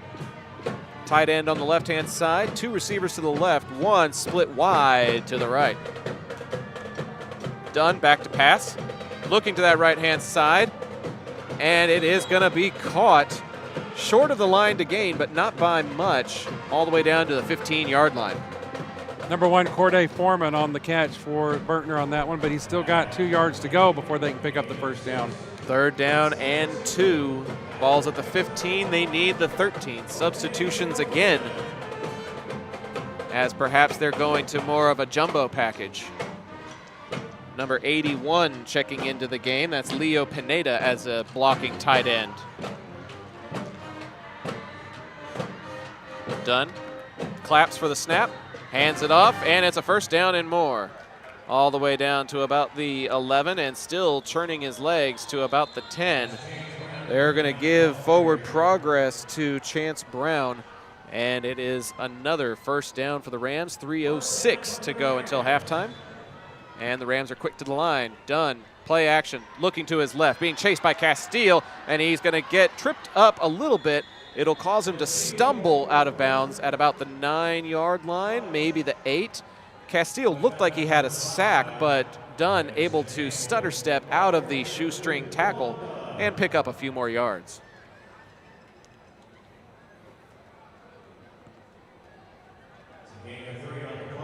They'll give him 3 instead of a loss of 2. They can get a first down without getting a touchdown. From the 11 down to the 8, they can get a first down at the 1. 3 running backs with Dunn, and now 2 of them will set up as tight ends on the left-hand side. More traditional shotgun look as Dunn hands it off up the middle. Down to about the 6 goes the running back. That's DeMonte Nelson, and it'll bring up 3rd down from the 6-yard line. Bowie defense doing a good job collapsing on the running back, trying to go up the middle that time. Minimal pickup on the play, 3rd down and about 6 for the Ram offense. 2.5 minutes to go until the halftime break. 30 seconds until we hit the 2-minute timeout. If this is a run play, it'll be the last one before we have that break. Pineda in motion. Handoff up the middle, and it looks like the Bowie defense is going to stop the running back at the 5-yard line. Chance Brown is stuffed at the 5, and Bowie will take a timeout before that 2-minute timeout to try to save some clock. It's 4th down when we come back in 30 seconds here on the Zap Network, presented by John Wade Roofing. A big 4th down on the other side of this break. From weekend cleanups to major projects, Trinity Logistics Services has the perfect fit for you. With dumpsters ranging from 10 all the way up to 30 feet, they handle both drop-off and pickup so you can stay focused on cleaning up the win. Call 817-693-1302 today and let Trinity Logistics Services help you score big on convenience and efficiency. 2:05 to go here at Choctaw Stadium. Pops, is this actually 3rd down or is it 4th down? The indicator is showing 3rd. No, now it's changing to 4th. Now the line of scrimmage is showing it as a 4th down marker at the 5. So it's 4th down and 4 coming out of this timeout. And Bowie is hoping to have a little bit of time before the break and try to prevent some of this Berkner momentum. We got a comment from a Berkner listener. Says Chance Brown, number 29, is a 2-way player, linebacker and running back. So Dunn's playing both ways. Brown's playing both ways. They're making an impact here with 4th down at the 5. Thank you, Ismael, for the confirmation.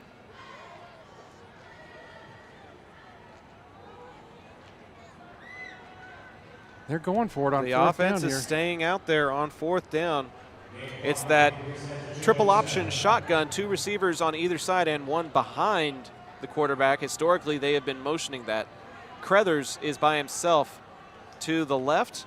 By himself to the right is Kamari Davis. Big, big play here for the Bowie defense.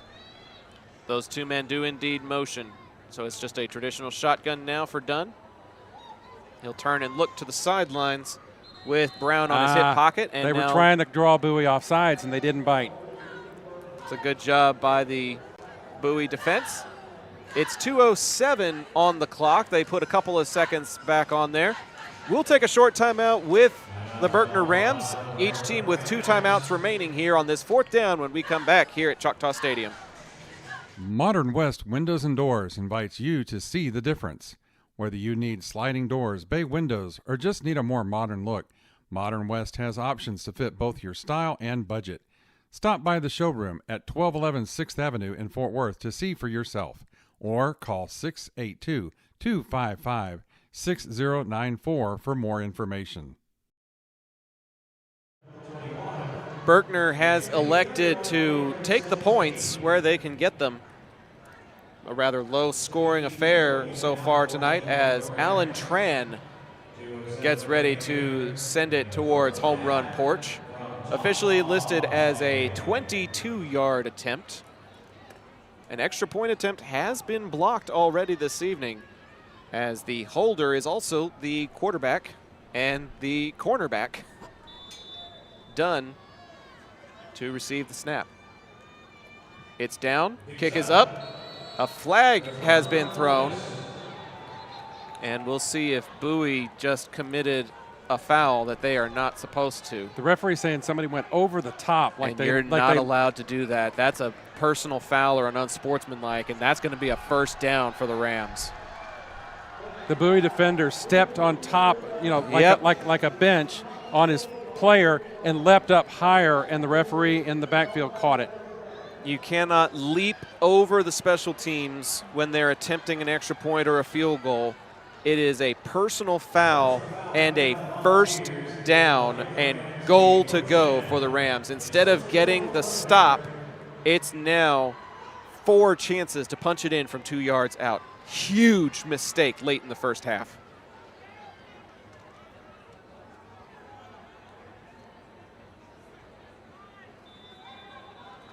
Unfortunately, Bowie hurting themselves here. And a flag is going to be thrown before the snap. Berkner committed a false start. That'll help a little bit. That'll make it small 1st favors, and 7.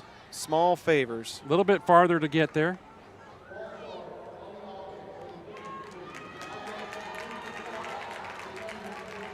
So we'll replay 1st and goal from the 7-yard line this time.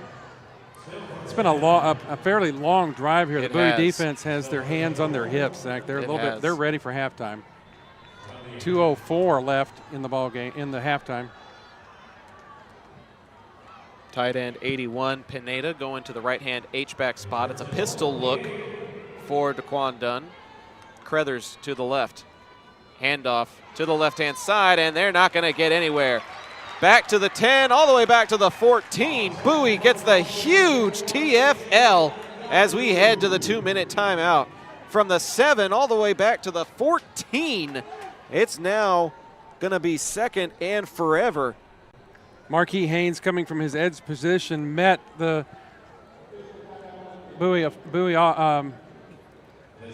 the Rams offense and stopped him.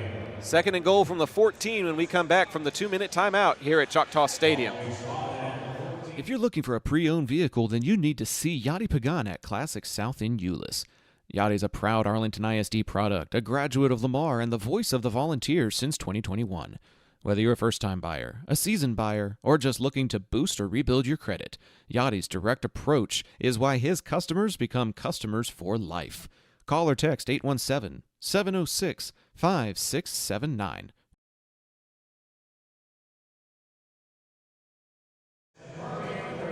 .156 to go until halftime. Alongside my pops Doug, I'm Zach Arnold, bringing you a rather different version of Zach Arnold Productions, presented by John Wade Roofing, but no less exciting as the Bowie defense is stepping up big here in the red zone and hopefully going to force a field goal, and we won't have anybody jumping over the line this time.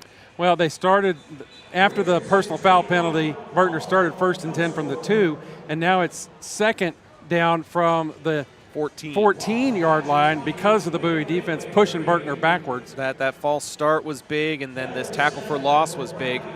It does create passing opportunities here, though, as the Rams come out with a 3-receiver set out of the timeout. 2 to the right and 1 to the left. Dunn moves the tight end to the left-hand side. He'll take the snap. He'll hand it off to the left-hand side. And again, the Bowie front 7 is there to stop Chance Brown. And Bowie will stop the clock with a timeout. They'll have 1 remaining with 1:50 to go until the break. We'll keep it right here at Choctaw Stadium. We've paid all the bills again here in this quarter. We appreciate all of our sponsors that help make this production possible. But when we don't have anything else to say, we can keep it right here, Pops.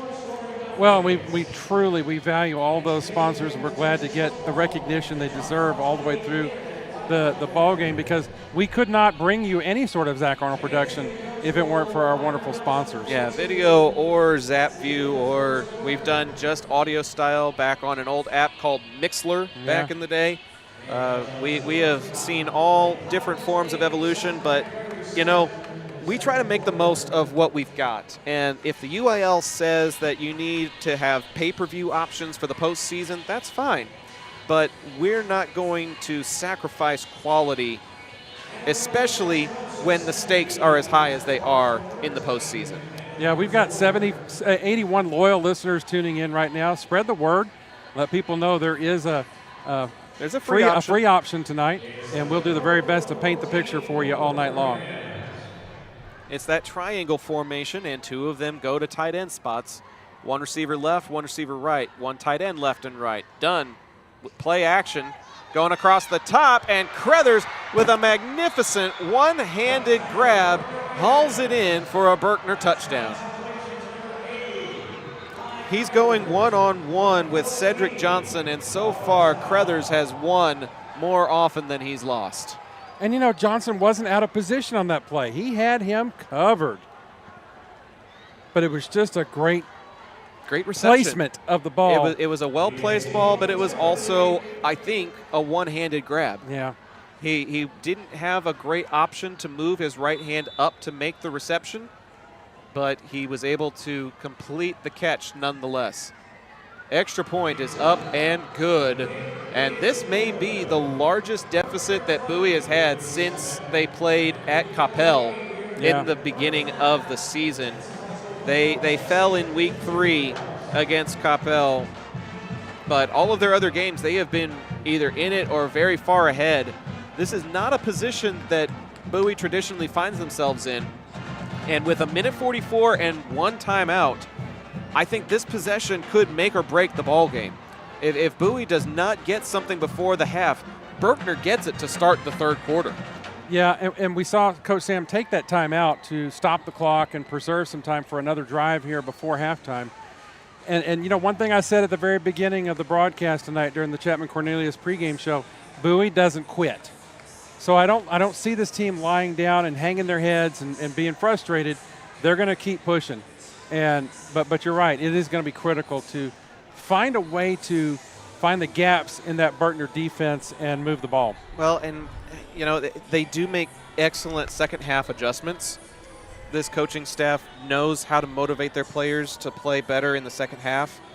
But I think at some point you might have to double team number 80 because he is eating your lunch right now. This is going to be a high end-over-end kick that is fielded at the 27-yard line. And it looks like a fair catch is called, and Bowie will start at the 28 is what they're spotting it at. So they need to go 72 yards in 1:44 with 1 timeout before we hit the showers here at Choctaw. Bowie offense trotting back onto the field with Bibbs at control, Ponder in the backfield with him. We'll see what kind of play combinations Coach Sam will come up with for the boys here. 3 receivers to the left, 1 to the right. Ponder to Bibbs' right. High snap, looking right. He's going to try to go underneath, and the screen intended for Osunde Brown was read excellently. Several Rams in front of Osunde Brown, and he just had to throw it into the dirt. They were going for like an underneath middle tunnel screen to number 4, and 2 Berkner Rams on the front line were able to read it and get in front of Osunde Brown and force Bibbs to throw it into the ground. 2nd and 10. This one's over his head all the way back to the 10, and Bibbs is just going to have to fall on it back at the 9-yard line. Ooh. A high snap will result in a loss of 10, 20 yards. The unfortunate occurrences just keep happening. They need to get it to the 38-yard line, and now Berkner is going to take a timeout because the field position has flipped, and they could get a 4th down and get the ball back with 1:23 to go. We'll take a timeout with Berkner. We do have one more shout-out that we can do, and we'll say hello to them and be back in 30 seconds here on ZAP. PDA Advocacy Group supports CCMR, College, Career, Military Readiness, a set of educational standards designed to help students be better prepared for post-high school life. If college-bound, take entrance tests, dual credit courses, earn a 2-year degree prior to graduation. If you're going to a career, take classes that will result in industry certification, mechanic, computers, welding, etc. The options are vast. Military? Enlist in the armed forces as a career. CCMR, driving towards success in life.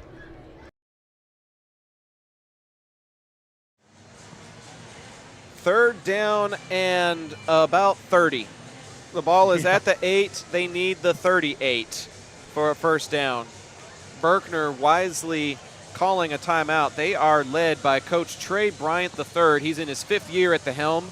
And I read online, Pops, that he is actually a Berkner graduate, class of 2005, so he gets to lead his own program. That's pretty cool.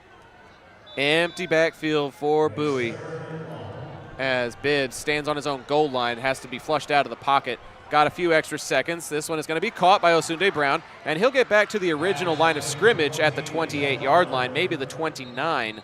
But Berkner will call their 3rd and final timeout with 1:10 to go on this 4th down and 9. Bowie will have to punt it away to play field position and hope against all hopes that Berkner doesn't get more points before the break. But they're in a lot better position than they were before that play. Correct. With Bibbs doing a good job of scrambling around. I was a little worried. The way things are going for Bowie tonight, I was worried about a hold with Bibbs in the end zone, but nothing like that occurred, and he was able to get a good throw out to Osunde Brown, and the ball's all the way out to the 29-yard line. I mean, Palgofi's a good punter. He can flip the field. But from where he was on his end zone, it would have gone maybe to midfield. This is going to be a much better situation with 1:10 left here for the Bowie Volunteer defense to try and stop Berkner. Now with no time, well, still with 1 timeout left, or have they taken it off the board? No, they're going to take it off. That is their. So that's their last timeout. That is their final timeout. So that is an added bonus here. Palgofi's just got to get a good solid kickoff here with nothing over his head or bumbled or anything like that. It is a clean snap. It is a clean kick. Good. And they are going to wave this one off. Nobody on the return inside the 40, dribbling inside the 35, and Bowie will down it all the way back inside the 30-yard line. So Palgofi does indeed flip the field. 57 seconds to go.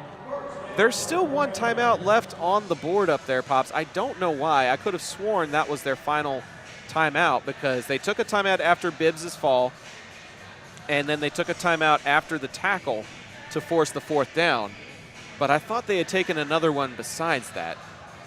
Choctaw Stadium is going to leave them with 1 timeout left, so they do have a stoppage and can basically work with the entire field here.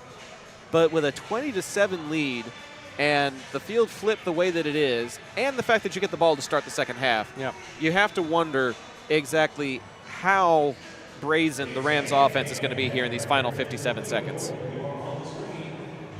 Some very kind words from Susan McClure in the chat.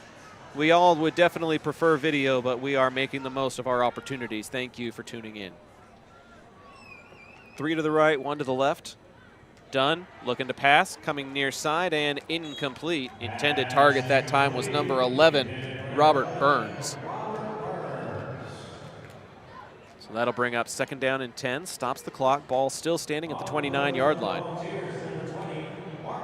Looks as though Berkner is looking to pick up some big chunks of yardage They're here. going to try to go for the yardage and see if they can do something with it here. maybe try to get it into field goal range for Alan Tran. 53 seconds to go until the break. Both bands are behind their respective end zones, ready for their halftime shows. We'll turn up the crowd mic so that you can listen to their performances. Dunn back to pass, and he's going to step up and try to run away, and the Bowie defense is there to stop him for a sack.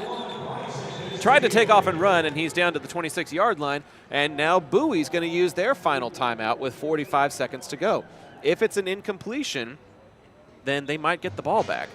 But you know Berkner's going to be very aware of that and is most likely going to do some sort of a run or a draw in order to finish out this first half. Yeah, Bryson Castile did a good job of staying home that time and taking care of his spot on the field and was able to bring Dunn down before he could make any progress upfield, losing yardage on that scramble. Third down and about 13. Coming up 14 on the board. Third down and long. Third down and long enough. Bowie's out of timeouts now. 45. Berkner's still showing one timeout left. 45 ticks until the break. We will turn up our ambient crowd mic here during the halftime show, mute our headsets as we try to collect some stats from this ball game as well as some scores from around the area. Particularly paying attention to our own District 8-6A. The South Grand Prairie Warriors are in the by-district round, as are the Halton Buffaloes and the Lamar Vikings. We'll provide some updates on those as best we can as well during the halftime show.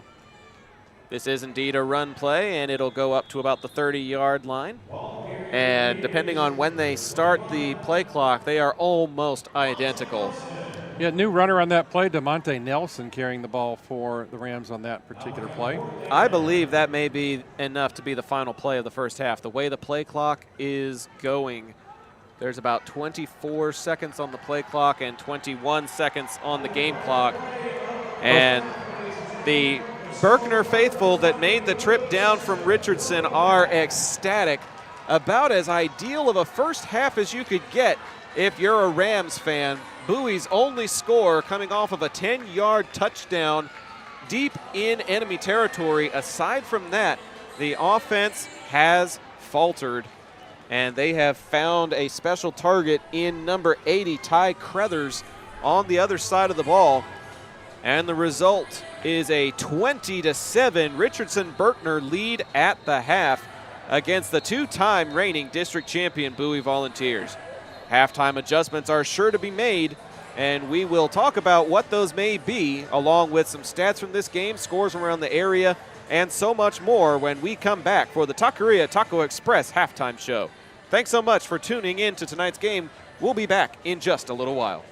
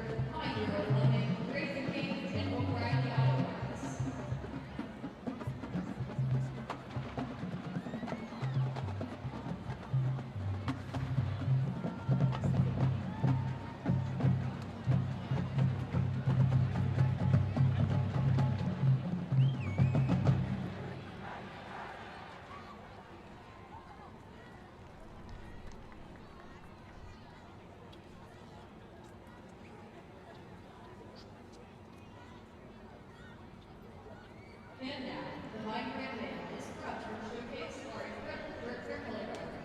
Performing We Are Family. Please welcome the Berkner Color Guard and the Mighty Ram Band.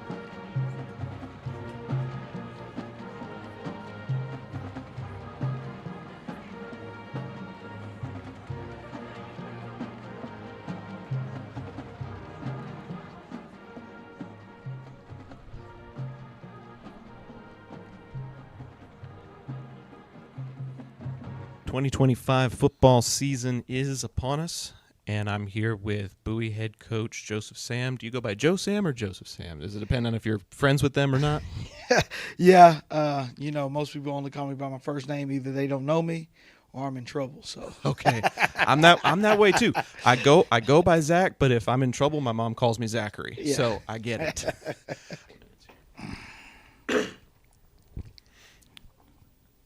Coach, now it's time for some of the more fun questions, and we actually had a couple that were submitted by other people. So some of these aren't going to be just my questions; they're going to be coming in from across the board. But one of my favorites to ask is if you have any pregame meals or any pregame rituals that you like to do on game day. Honestly, I only have one. Well, really two. And they're, yeah.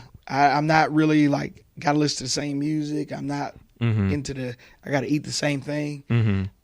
But I have to take a nap before every game. Okay. I'm like a power napper. Okay. It just helps get my mind into the flow. Sure. And then the other thing is I have, for some reason, right before every game, I got to go use the restroom. Okay. That's it.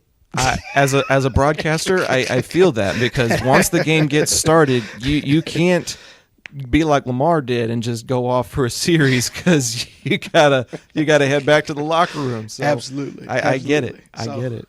I would say those two, and I like to pray before. Well, and the third one is I like to pray before every game. I know most people see me take a quick kneel, and I just like to say a quick prayer before every game. And so I would say those are the three biggest things. Because obviously I love coaching, but coaching is not who I am. It's just what I do. Sure. So.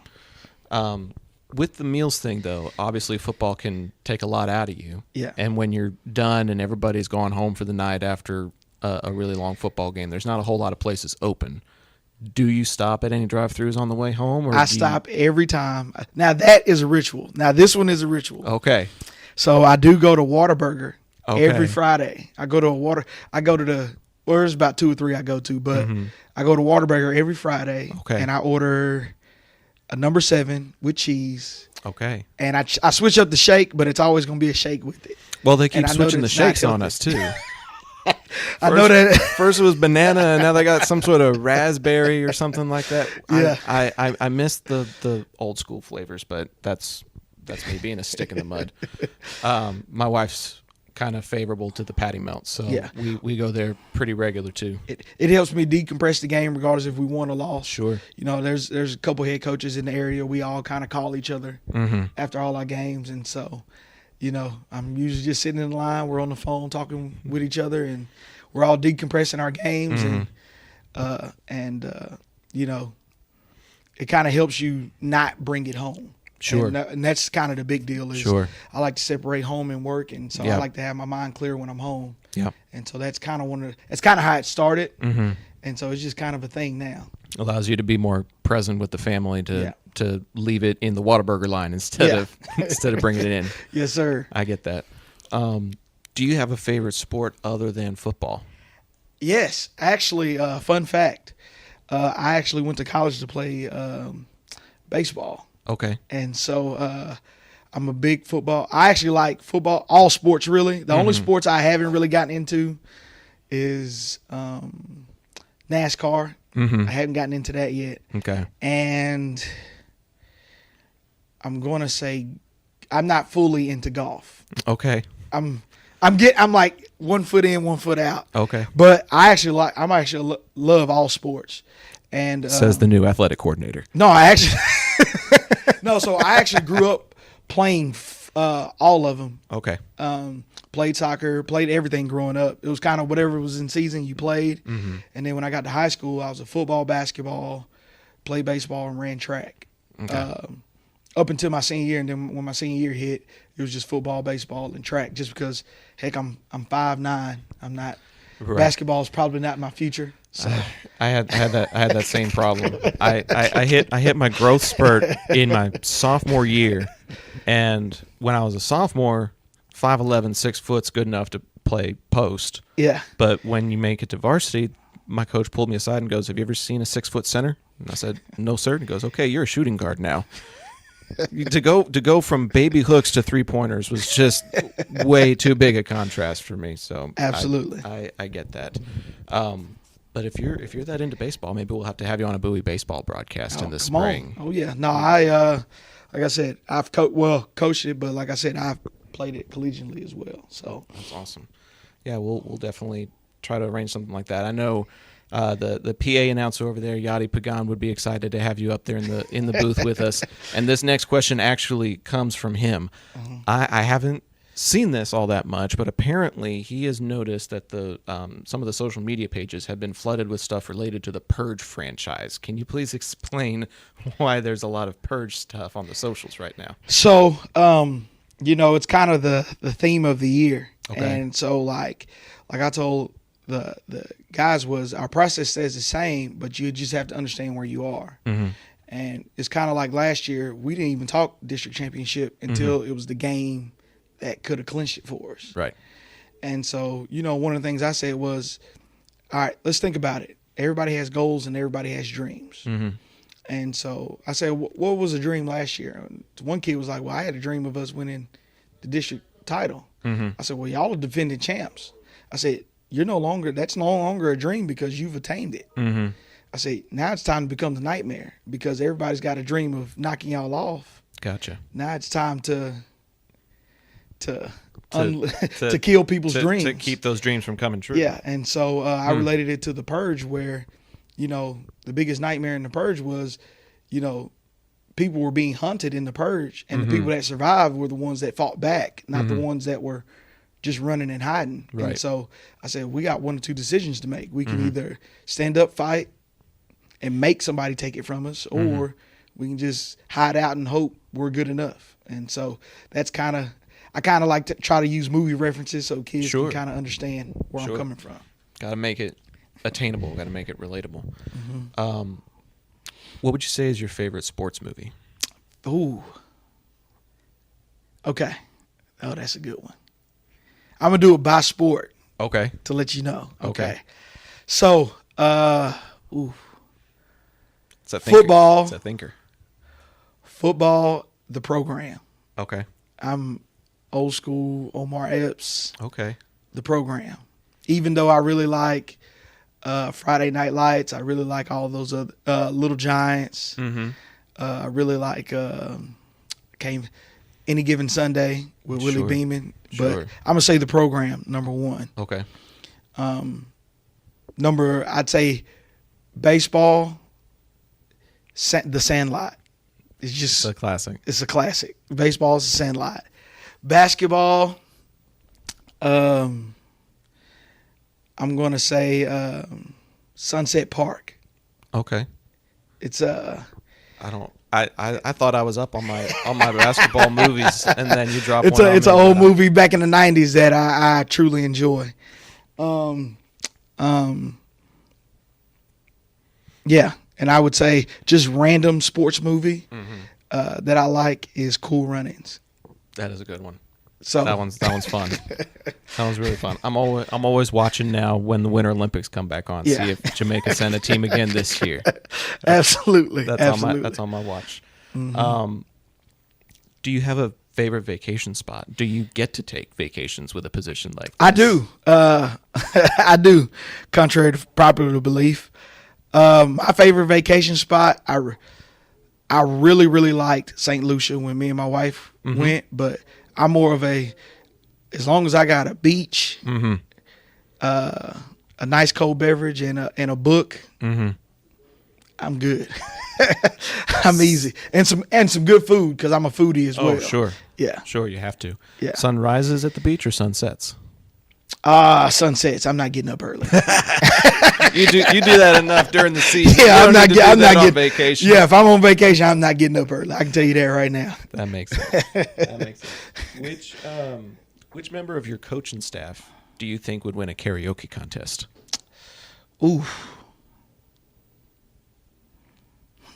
You take everybody out to round one, somebody starts cranking the tunes, and there's one that's just standing out above the rest. I don't know if anybody can sing, but I'm going to say Coach Williams because he's probably the most musically inclined. He actually plays the organ and the drums at his church. So I'm going to go with Coach Williams because he's the most musically inclined out of everybody. Most music. Okay. You were talking about getting a shake from Whataburger. Is that your favorite dessert, or do you have a different favorite? Honestly, it's any kind of cookies and cream ice cream. Well, ice cream in general, but more specifically, cookies and cream is my favorite. Okay. Cake and ice cream is my weakness. That's the reason why it's going to be the bane of my existence. You get birthday party invites. You're probably saying yes. Oh yeah, my wife makes fun of me all the time because she makes fun of me because like whenever I get some cake, I want ice cream along with it. Oh, it's not one or the other. It's got to be both. Yeah, okay. yeah, it's got to be both. Okay. Now I'll eat either or, but if I can get both, that's the sweet spot. Yeah, it's a sweet spot. The literal sweet spot. Yeah. That's great. What would you say is the best piece of advice that anyone's ever given to you? They drop one line on you, and there's one that sticks with you. It's one thing that I grew up with my dad, and he was one thing. I'm getting a little biblical here, but he said anything that you do in life, do all you can to make it happen, but leave room for the Lord to do the rest. And so, it's been one of those things that my faith is a part of who I am. But I think that's the biggest thing just growing up I've learned. And then in the coaching profession, more specifically when it comes to professional, I learned this with Randy Jackson.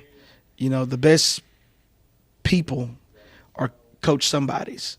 And so what he meant by that was, who's that person where, okay, we got this elaborate plan, we got it all laid out, but there's going to be something that comes up that you didn't see coming. And we all know, hey, I need somebody to do this for me. And so usually the people that are constantly doing those things are usually the guys that, get what they want just out of the, I'm doing this to make the organization better. And so I wouldn't be here without being that person. Right. There's a lot of jobs I volunteer for that I didn't realize helped me become a head coach today.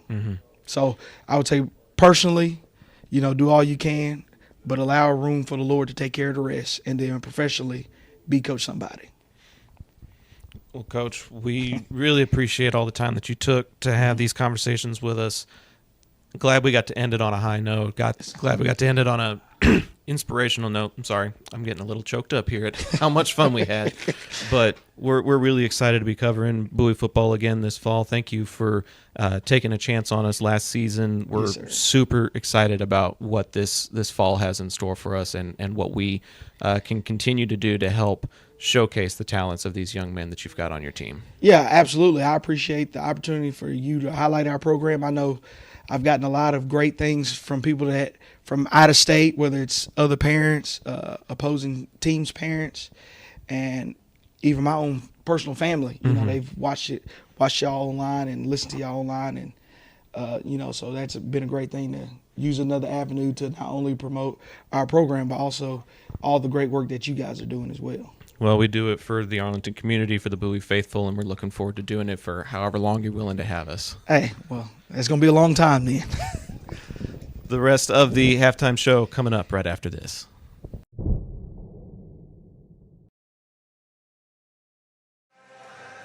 Welcome inside our broadcast area here at Choctaw Stadium, everyone. That was a preseason conversation that we got to have with Coach Sam, just asking him some fun questions like what is your Whataburger order and that sort of thing. Ooh, that sounds good. But this halftime show is presented by Taqueria Taco Express. Not Whataburger. Taqueria Taco Express can solve any Mexican food craving that you may have. Tacos, tortas, gorditas, enchiladas, you name it, they've got it. They've even unveiled a new birria menu not too long ago. Birria quesadillas, birria tacos. So anytime you're craving Mexican food, be sure to look for Taqueria Taco Express. They just opened a new location at Collins in Arkansas. They're opening another one in Mansfield. The expansion is just rapid for these guys, and I'm so excited for them. But you can visit them on their Taco Tuesdays as well for 5 tacos and a large agua fresca for just $10. So visit them at taqueriatacoexpress.com to find out more. And that's another sponsor we use quite frequently at our our house. Birthdays or holidays, they catered my rehearsal dinner.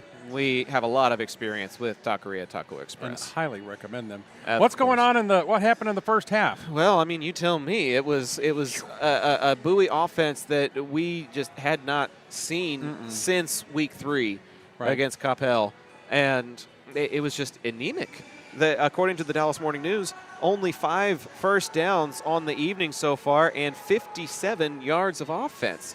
This is a team that came into the game averaging 446 yards per game. They are 400 yards short below their average. Right.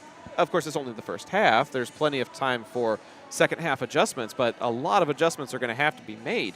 Mad Max Nichols, aside from his touchdown catch in the first quarter, has been shut out.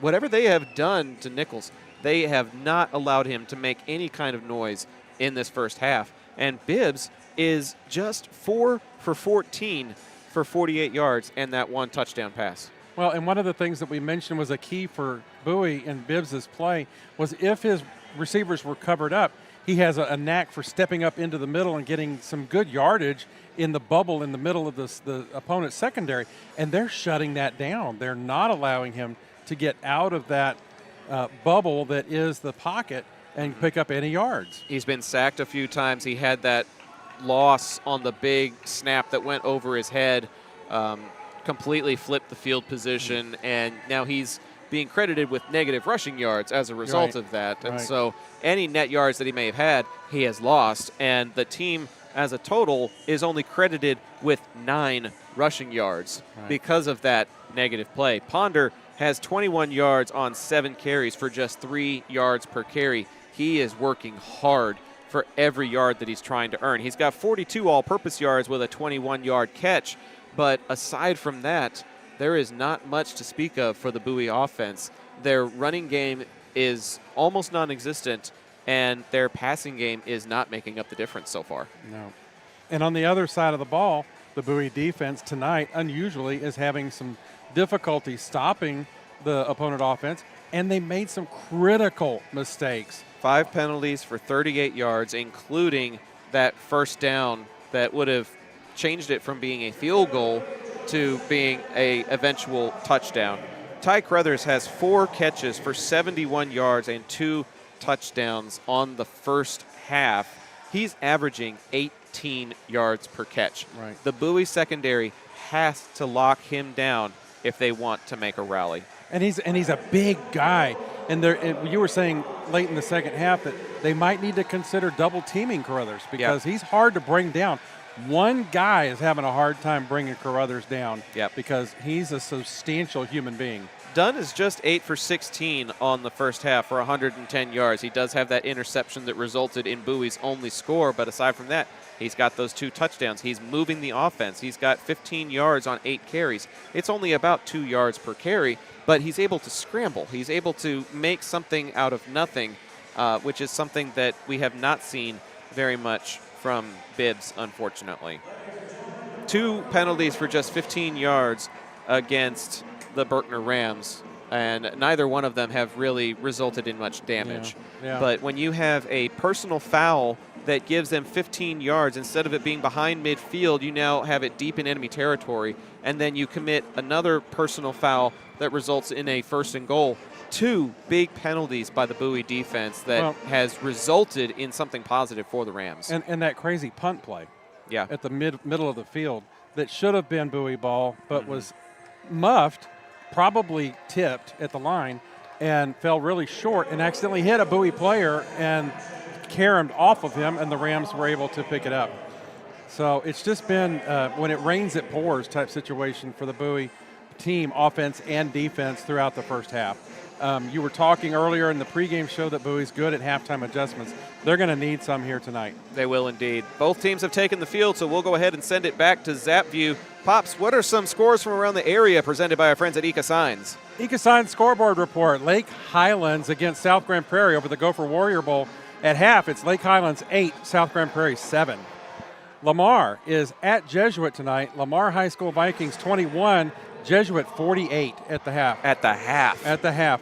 Haltom is at Richardson High School tonight. The Eagles are leading 21-0 over Haltom at the half. Seguin also in action in the Arlington area, playing Prosper Walnut Grove. At the half, it's Walnut Grove 21, Seguin 7. Some other action around the area in the Mansfield ISD. Lake Ridge High School is playing Trinity, and Trinity is up 31-24 at the half. And Mansfield Timberview is playing Anna, the Anna Coyotes, and it's Timberview 18, Anna 14, late in the second quarter. So there's your scores from Arlington, Grand Prairie, and Mansfield. Espindola getting ready to send this one away from right to left on your viewership here on ZapView. It gets fielded at the 23-yard line, and they're going to take it the other direction, backpedaling to the 20, now across the 25, 30, 35, 40, 45, and finally wrestled out of bounds near midfield. And excellent field position to start the third quarter for the Rams. Yeah, it's that freight train that is Trey Carruthers rumbling that ball back after the initial kickoff from Espindola. Fans, a reminder that the third quarter is presented by our friends at 1836 Home Inspections. Texans don't cut corners, and neither does 1836. When it's your home on the line, you need everything checked, from roof to slab, inside and out. 1836 provides a Texas-owned, Texas-honest approach to find what others may miss, while offering sewer and septic line inspections, thermal imaging, and 11th-month warranty checks. Don't gamble with your investment. Call 1836 to feel at peace with your choice. That number is on your screen as Berkner starts with a first down, taking it across midfield for a pickup of about 5. That number is 817-382-2111. Third quarter officially underway here at Choctaw Stadium. Send that link to your group chat. Let them know that Berkner versus Bowie is back, with the ball just barely in Bowie territory, resting at the Volunteer 49 after that pickup of 4 on the first down carry. Second down and 6 for the Rams, moving towards home run porch, left to right. Dunn 8 of 16 in the first half. He'll give the ball here, and the Bowie defense will force a tackle for loss. They are able to wrap up DeMonte Nelson, and it'll be third down and long. And doing the wrapping, Rashad Houston, the defensive lineman, on that play. Good meet and tackle on Gaston on that play. So the ball goes back into the Berkner side of midfield at the Ram 49. It's third down and about 8. How big would it be for the Bowie defense to get a stop to start this third quarter?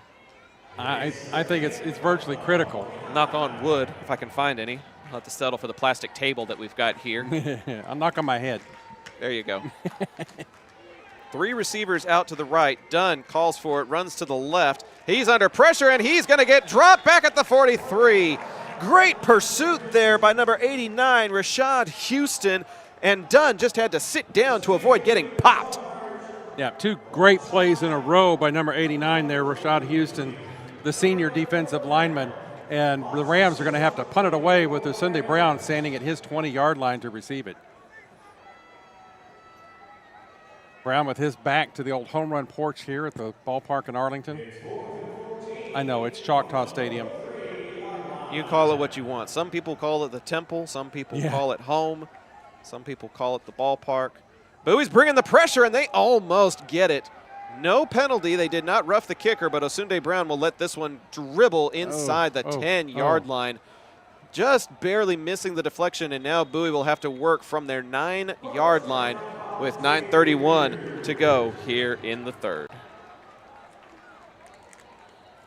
We'll keep it right here at Choctaw Stadium as Bowie's first possession starts at the 9-yard line.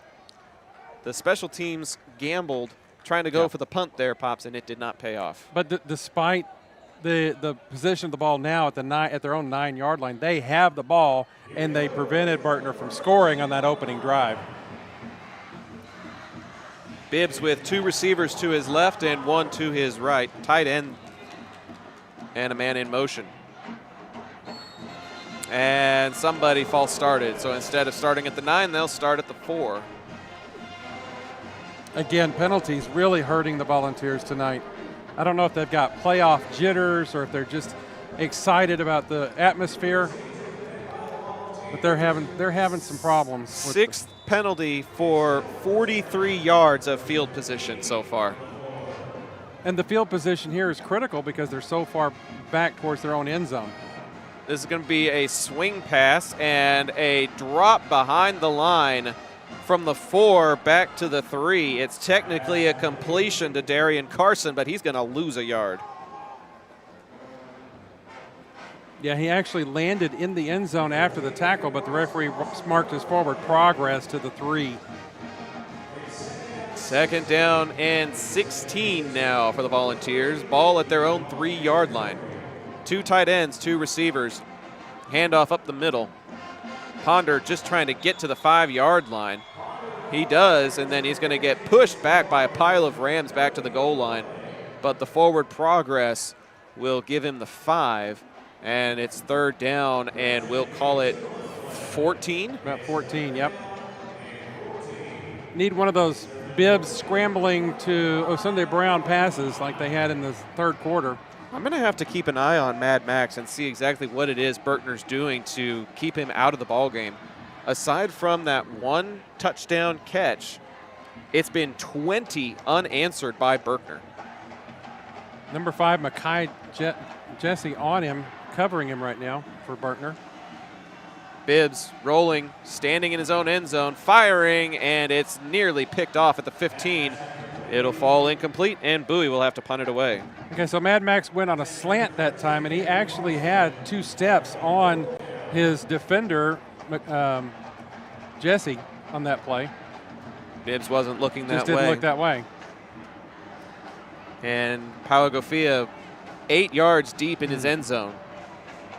And the receiver standing in Bowie territory. At the 35-yard line. He'll be lucky to get it to midfield. It's a little bit of a high snap, but he's able to corral it.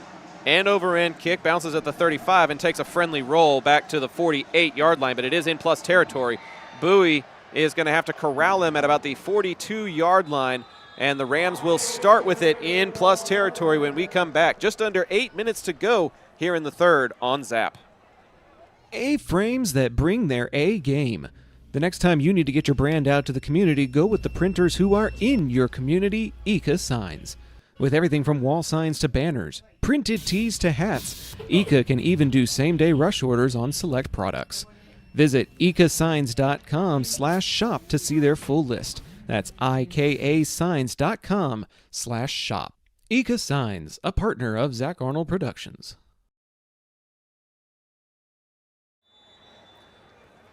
Back to Choctaw Stadium with the ball at the 42-yard line of the Volunteers. I suppose it could always be worse, Pops, but this defense is definitely beleaguered. They just had a rough night tonight, and they're back out there again after a very short offensive series. 2 receivers, and they're going to go with the triple option look. Daquan Dunn bounces out of the middle and tries to bounce it outside. He'll turn the corner inside the 40 to about the 38-yard line. Good heads-up play by number 2. He saw there was nothing up the middle and was able to bounce it outside for positive yards. Bryson Castile on the tackle on the far sideline over there. Good speed to catch up to Dunn after he broke it upfield. They'll give him about 4. 1, 2, 3, 4. So it's 2nd and 6 now. Ball resting at the 38-yard line of the Volunteers. H back to the right. 1 receiver left, 1 receiver right. Dunn hands it off up the middle, and maybe a yard if that. The Bowie defense sniffing that out and preventing anything more than the line of scrimmage. Yeah, they collapsed on the running back that time before he could get any yardage on that play. It's going to be 3rd down and still 6 or 7. Scoreboard says 7 here. You have to wonder, with how anemic Bowie's offense has been, will Berkner think about this as 2-down territory?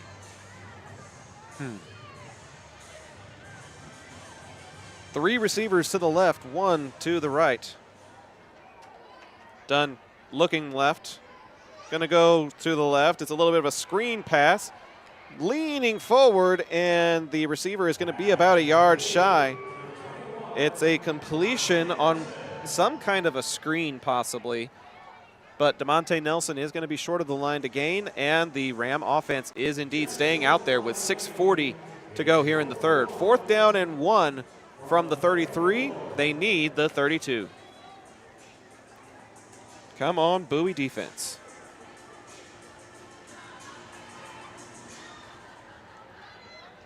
It is a shotgun formation, 2 tight ends to the right. Dunn hands it off, and it's 1st down yardage.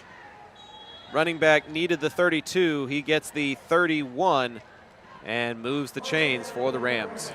I was hoping the Bowie defense would be able to collapse on him once again, but their middle offensive line moved the defenders around just enough to open a crease.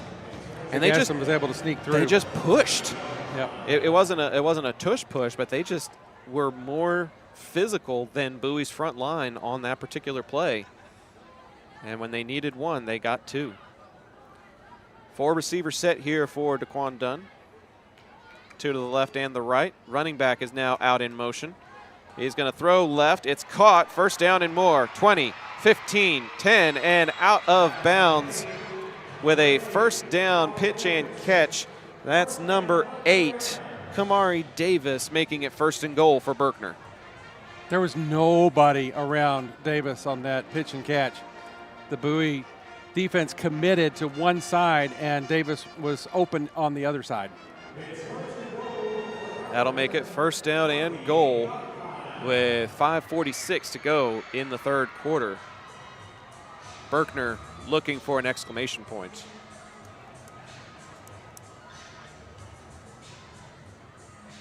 Two receivers to the right.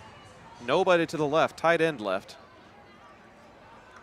Dunn with the handoff to the left-hand side, to the 5, to the 4, and push back to the 5. And it looks like they'll spot him at the 29. Chance Brown on the carry. He'll get maybe to the 6. So they'll give Brown the 6. It looked like he got to the 5, but I didn't exactly see the ball carrier specifically. I just saw a scrum around the 5-yard line. Thought he was on the front end of it. Turns out he was on the back end of it. Speaking of scrums, we've seen some real scrums here at this field. We did. The one season that the Dallas Jackals played here.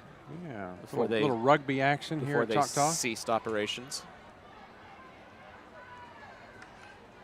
2 wide receivers to the right. Running back goes up the middle, and he'll take it to about the 4-yard line.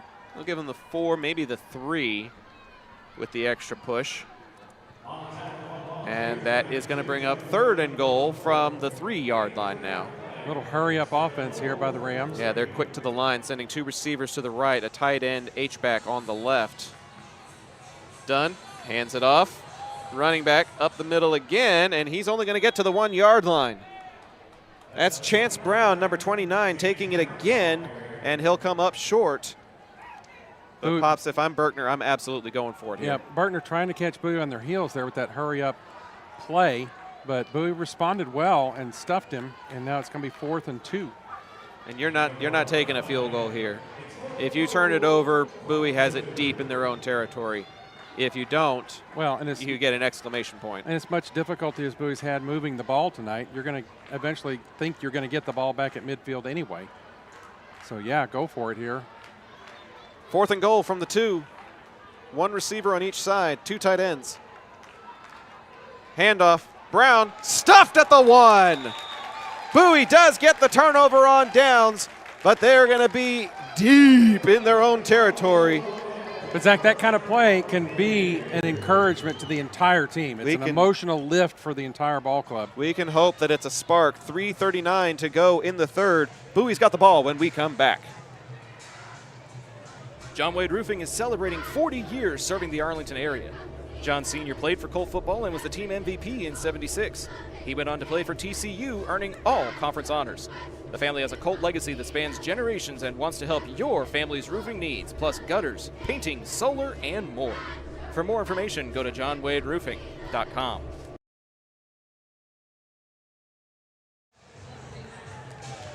Back to Choctaw Stadium, where Bowie gets the stop to force a turnover on downs, but they have it at their own 2-yard line. Bibbs is standing 5 yards deep in his end zone as he sends Tennyson in motion. He's going to give it to Ponder. Ponder looking for a crease. He's got it, and he's got the 4-yard line. No, they're going to give him the 3. Ponder fighting for every single yard he can get. I thought he leaned forward to the 4, but the line judge is only giving him the 3.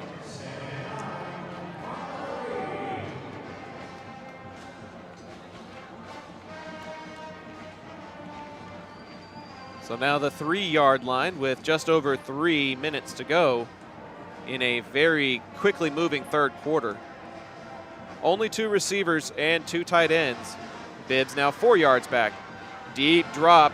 He's going to go to Tennyson. Tennyson's got it, and he's got the 5-yard line.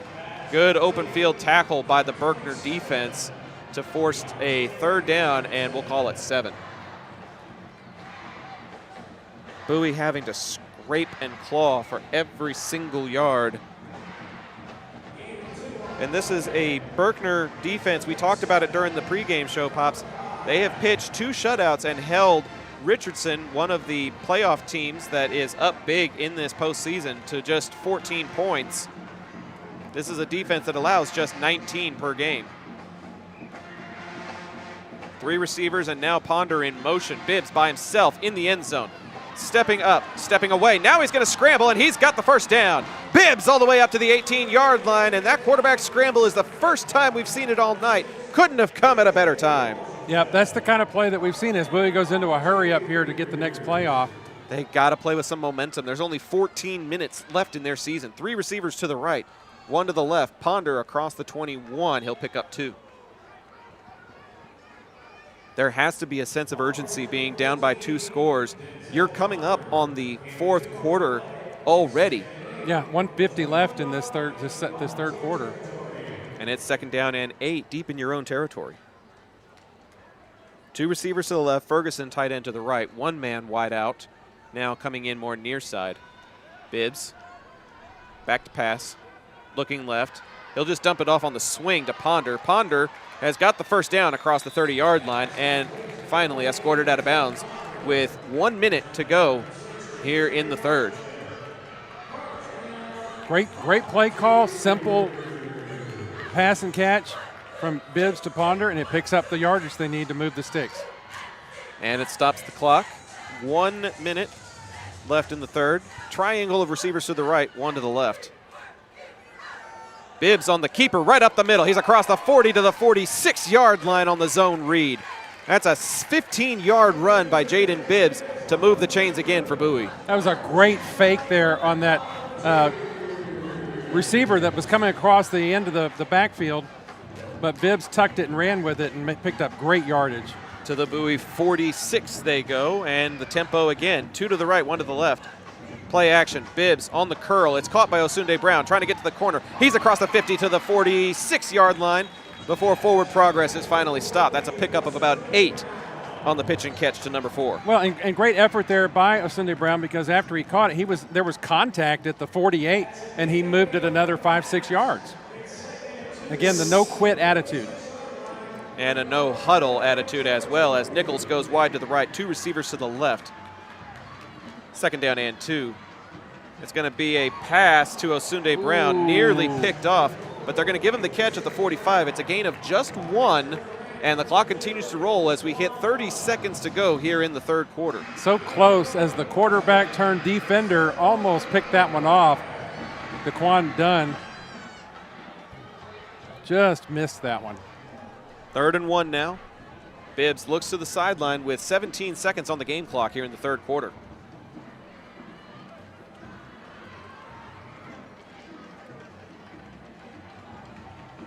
Bibbs hands it off. 1st down yardage for Ponder and Moore inside the 40 down to the 38. And that should be the final play of the 3rd quarter. The 4th quarter is presented by Modern West Windows and Doors. See the difference their portfolio can make on your home by visiting their showroom at 1211 6th Avenue in Fort Worth, or go to modernwestwindows.com. The final 12 minutes of regulation in Choctaw Stadium when we come back here on ZAP. Are you a small business owner looking for reliable insurance coverage? Or perhaps you're navigating the complexities of Medicare? Look no further. Chapman Cornelius Insurance Services is a family-owned, independent insurance agency with over 50 years of experience with tailored insurance solutions for small businesses and their owners. Whether you need home and auto, business insurance, or individual or group medical, Chapman Cornelius has knowledgeable agents who will help you select just what you need. Call April Chapman or Jason Ott at 817-265-3346. Taqueria Taco Express is the official taqueria of Zach Arnold Productions. With locations in Arlington, Grand Prairie, Waxahachie, and a new location opening in Mansfield, solving your Mexican food craving has never been easier.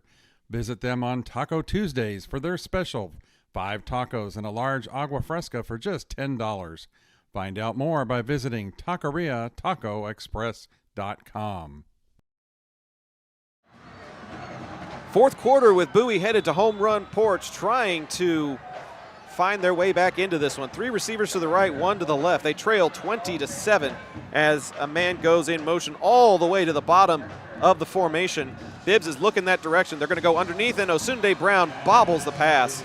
Incomplete. It'll bring up 2nd down. Yeah, Volunteers have a good drive going here. They need to make some more connections here and keep it alive. Put it in the end zone, and they've got some life in this one. A reminder, fans, the 4th quarter is presented by Modern West Windows and Doors. We appreciate their sponsorship this season. You can see the difference from their portfolio by going to modernwestwindows.com. You can see their inventory and request a quote.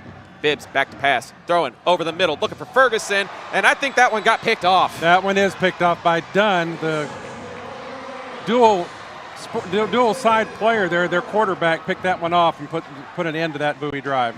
Bowie threatened, but they turn it over. It's Berkner ball at the 20 when we come back here on ZAP. Need a cleanup that's easier than finding your seat on game day? Trinity Logistics Services has you covered. Whether it's your home or your business, Trinity will drop off and pick up the dumpster. No hassle, no mess. Founded by Arlington's own Chet Soto, class of '97, Trinity Logistics Services is proud to serve their hometown. Call 817-693-1302 and let's tackle your next project together. Pops, as soon as Bowie had a little bit of momentum, Jaden Bibbs had a little bit of confidence and threw it right into the waiting arms of the young man who has been orchestrating everything for Berkner tonight. Daquan Dunn is just showing out in all phases of the game. And Berkner didn't like their formation, and to avoid a delay of game, they'll take a timeout. We're a little bit behind on our commercials, so we'll have to take a timeout with them, and we'll be back in 30 seconds here on the ZAP Network. This is High School Football presented by John Wade Roofing. Las albercas en Texas necesitan servicios durante todo el año. Rummy Pools brinda servicios de calidad, incluyendo limpieza, mantenimiento y reparaciones. Llama al número 469-951-0107 para una consulta gratuita y pregunta por Roberto. Rummy Pools, haremos que te enamores de tu alberca de nuevo.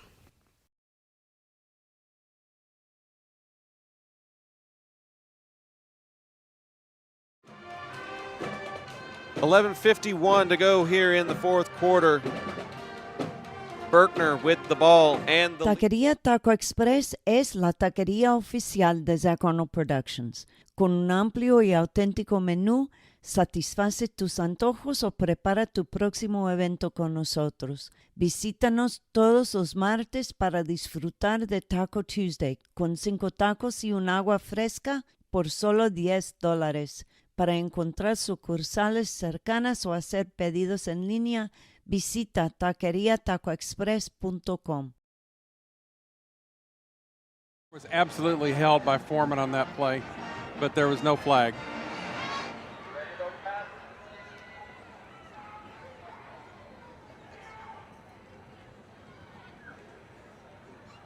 Can you just end it and come back early?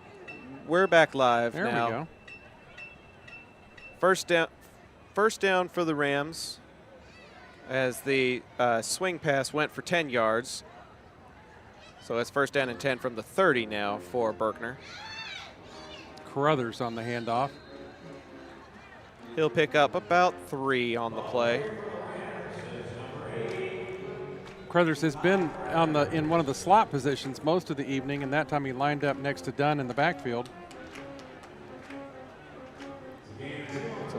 Berkner showing some different looks here on this offensive series to start the fourth quarter. Well, I think their priority has to be melting the clock, which is exactly what they did in the third quarter, taking away Bowie's opportunities to score. I don't think Bowie got that drive from the 2-yard line started until there was about 3 or so minutes left in that period. So in spite of the momentum that they had, they didn't have much time to work with. Dunn under pressure on this one. He's going to throw to the sidelines. Did they get the tiptoe in? They say yes. Carruthers gets the first down at the 43. And he's walking with a little bit of swagger. Why not? That's another Berkner first down up to the 43. Yep, that was definitely a toe tapper, but the referee was right there on it and signaled the completed catch.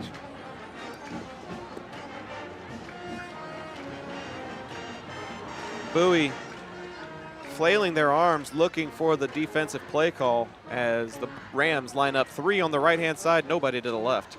Pistol look here for Dunn as he will tuck it and run himself. He was looking for the opportunity to do a swing pass, and then he looked for the option, and it wasn't there either. So he'll carry it for 3 yards. Zach, we just got an update from listener Jonathan Mendez in the chat. It's all tied up over at the Gopher Warrior Bowl. South Grand Prairie 22, Lake Highlands 22 in the third quarter. That's a good one over there for the SGP Warriors.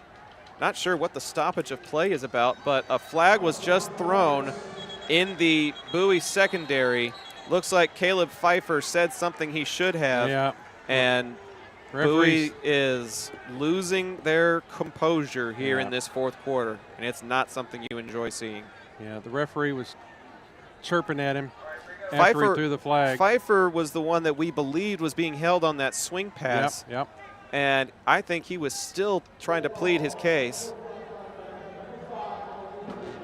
It's actually number 5, Princeton Campbell, who is going to be called for the unsportsmanlike.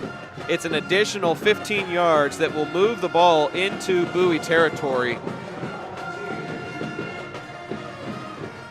And as the referee marches it off, we'll see exactly how far it goes. It looks like it'll be the Bowie 39 from where the sticks are on the far sidelines. Clock continues to roll as we go under 11 minutes, 10 and a half remaining here at Choctaw Stadium. 4 receivers set. Dunn rolling to his right, throwing, got a man, and incomplete at the 8-yard line. His intended target there, I believe, was number 8, Kamari Davis, and again, nobody was touching him. No, he was wide open. The pass itself was just thrown a little bit beyond him, and there's a Bowie player slow to get up on the far sideline. He's up now. He is very gimpy. While they tend to him, we'll take a short break and be back here on Zap. Taquería Taco Express es la taquería oficial de Zach Arnold Productions. Con un amplio y auténtico menú, satisface tus antojos o prepara tu próximo evento con nosotros. Visítanos todos los martes para disfrutar de Taco Tuesday con 5 tacos y un agua fresca por solo $10. Para encontrar sucursales cercanas o hacer pedidos en línea, visita taqueriatacoexpress.com. Joseph Williams IV able to get up under his own power and go from the far sideline down to the Bowie sideline that is in front of us. The incomplete pass results in a 2nd down and 10. Berkner with a 3-receiver set to the left-hand side, 1 receiver to the right. Dunn takes the snap, stretch, handoff, shakes 1 tackle inside the 40 down to the 36, 37-yard line. Nelson on the carry, and he'll get down to maybe a 3rd down and 8. Bowie needs another stop here in order to keep in this ball game.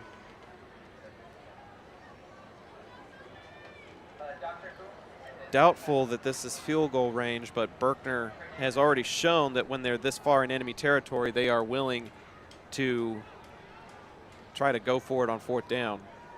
10 on the play clock. Berkner just now getting to the line, trying to melt as much of the game clock off as they can. Everybody's bunched up the middle. Dunn back to pass, looking over the middle, under pressure, and he's going to get dropped back at midfield. Ball is loose, and Berkner falls on it back at the 45. That's the stop the Bowie defense needed. Bryson Castillo getting to the quarterback that time and dropping him for a huge loss. And if all the way back to the Berkner 45. And if I'm Bowie, I'm going after the punter again. You need a block. You need some momentum. You need the ball in plus territory. Don't let this get past you. Don't let it get past Osunde Brown. They were very close to blocking it on the last punt. They do bring the house, and they get the block! Bowie's got the block, and they're going to let it go out of bounds at the 40. They have it in plus territory when we come back here on the Zap Network. John Wade Roofing has been serving the Arlington area since 1982, but the Wade legacy runs much deeper in the city of Arlington. A pioneer family that has had roots going back decades, John Wade and Company saw relatives attend the Cooper Street Arlington High campus and has had members play in Colt athletics for decades, and they're looking forward to serving this community for decades to come. Find out more at johnwaderoofing.com.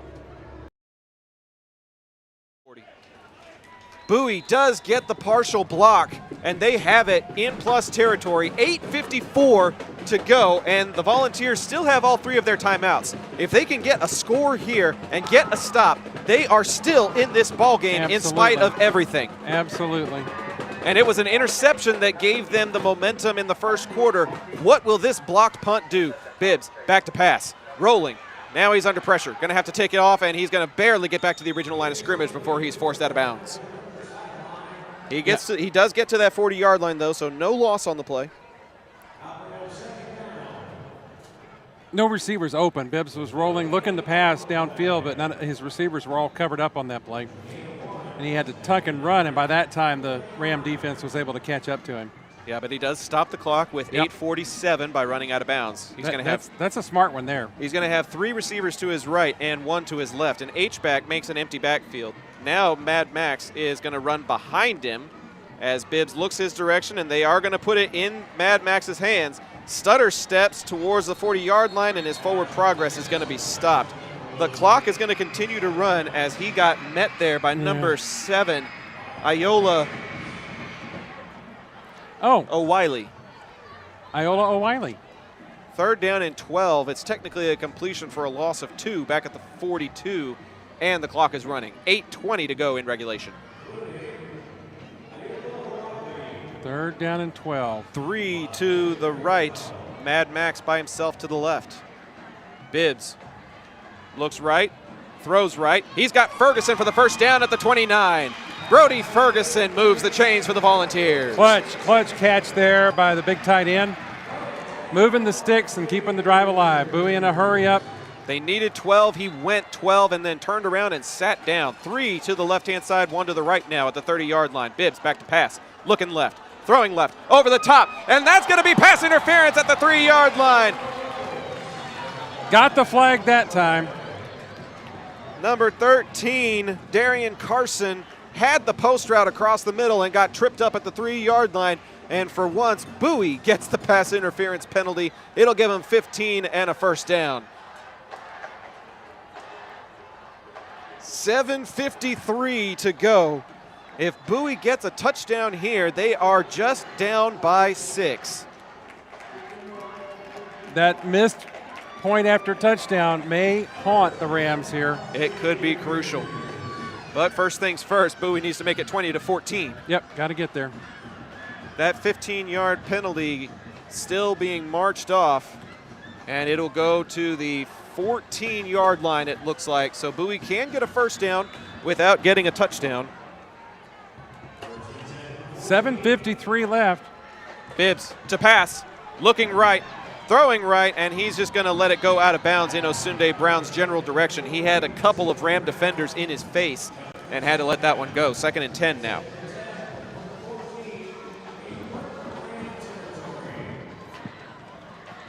$7:48 to go here in the fourth quarter. The Bowie offense has shown some signs of life here in this early fourth quarter. Unfortunately, it was stalled by an interception. Trying to avoid that here as Bibbs drops back to pass. Stepping up, and now he's just going to take off and run. Tries to step away from one defender and cannot step away from the second. They'll give him the 13-yard line. It's a 1-yard pickup, and the clock running at 7.5 minutes to go. Yeah, number 28, Q Salisbury, met Bibbs there and brought him down right at the original line of scrimmage. It's a good open field tackle. If Bibbs gets away from him, he's got very near first down territory, but instead it's 3rd down and 9 from the 13. A field goal does you no good. This is 2-down territory. I was just thinking that. Two downs here. 2 tight ends, 2 receivers. Bibbs looks for the new play from the sideline with 12 on the play clock. Just over 7 minutes to go on the game clock. Play call comes in. Bibbs back to pass, looking left, coming across the middle, and no flag as that pass is broken up. Pass was thrown behind Mad Max as he came across the middle of the field. He had to reach back for it, and the defender swatted it away.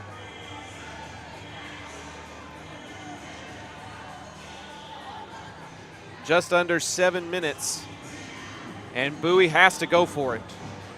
4th down and 9 from the 14-yard line. The line to gain is the Berkner 4. Mad Max lines up by himself to the right-hand side. There's 2 receivers to the left. Correction, 3 receivers to the left. Ponder in the backfield with Bibbs. He'll send Osunde Brown in motion. He's looking that direction. Bibbs steps up, steps away. He needs to get to the 4. He's inside the 10. He's to the goal line. Jaden Bibbs on the scramble. Touchdown, Volunteers!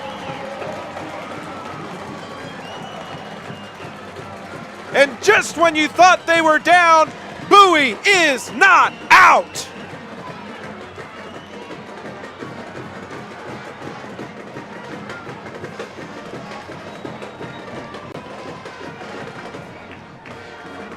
.6:49 to go here in the fourth quarter. Bowie trails by a touchdown. Espindola on for the extra point attempt. Osunde Brown to hold.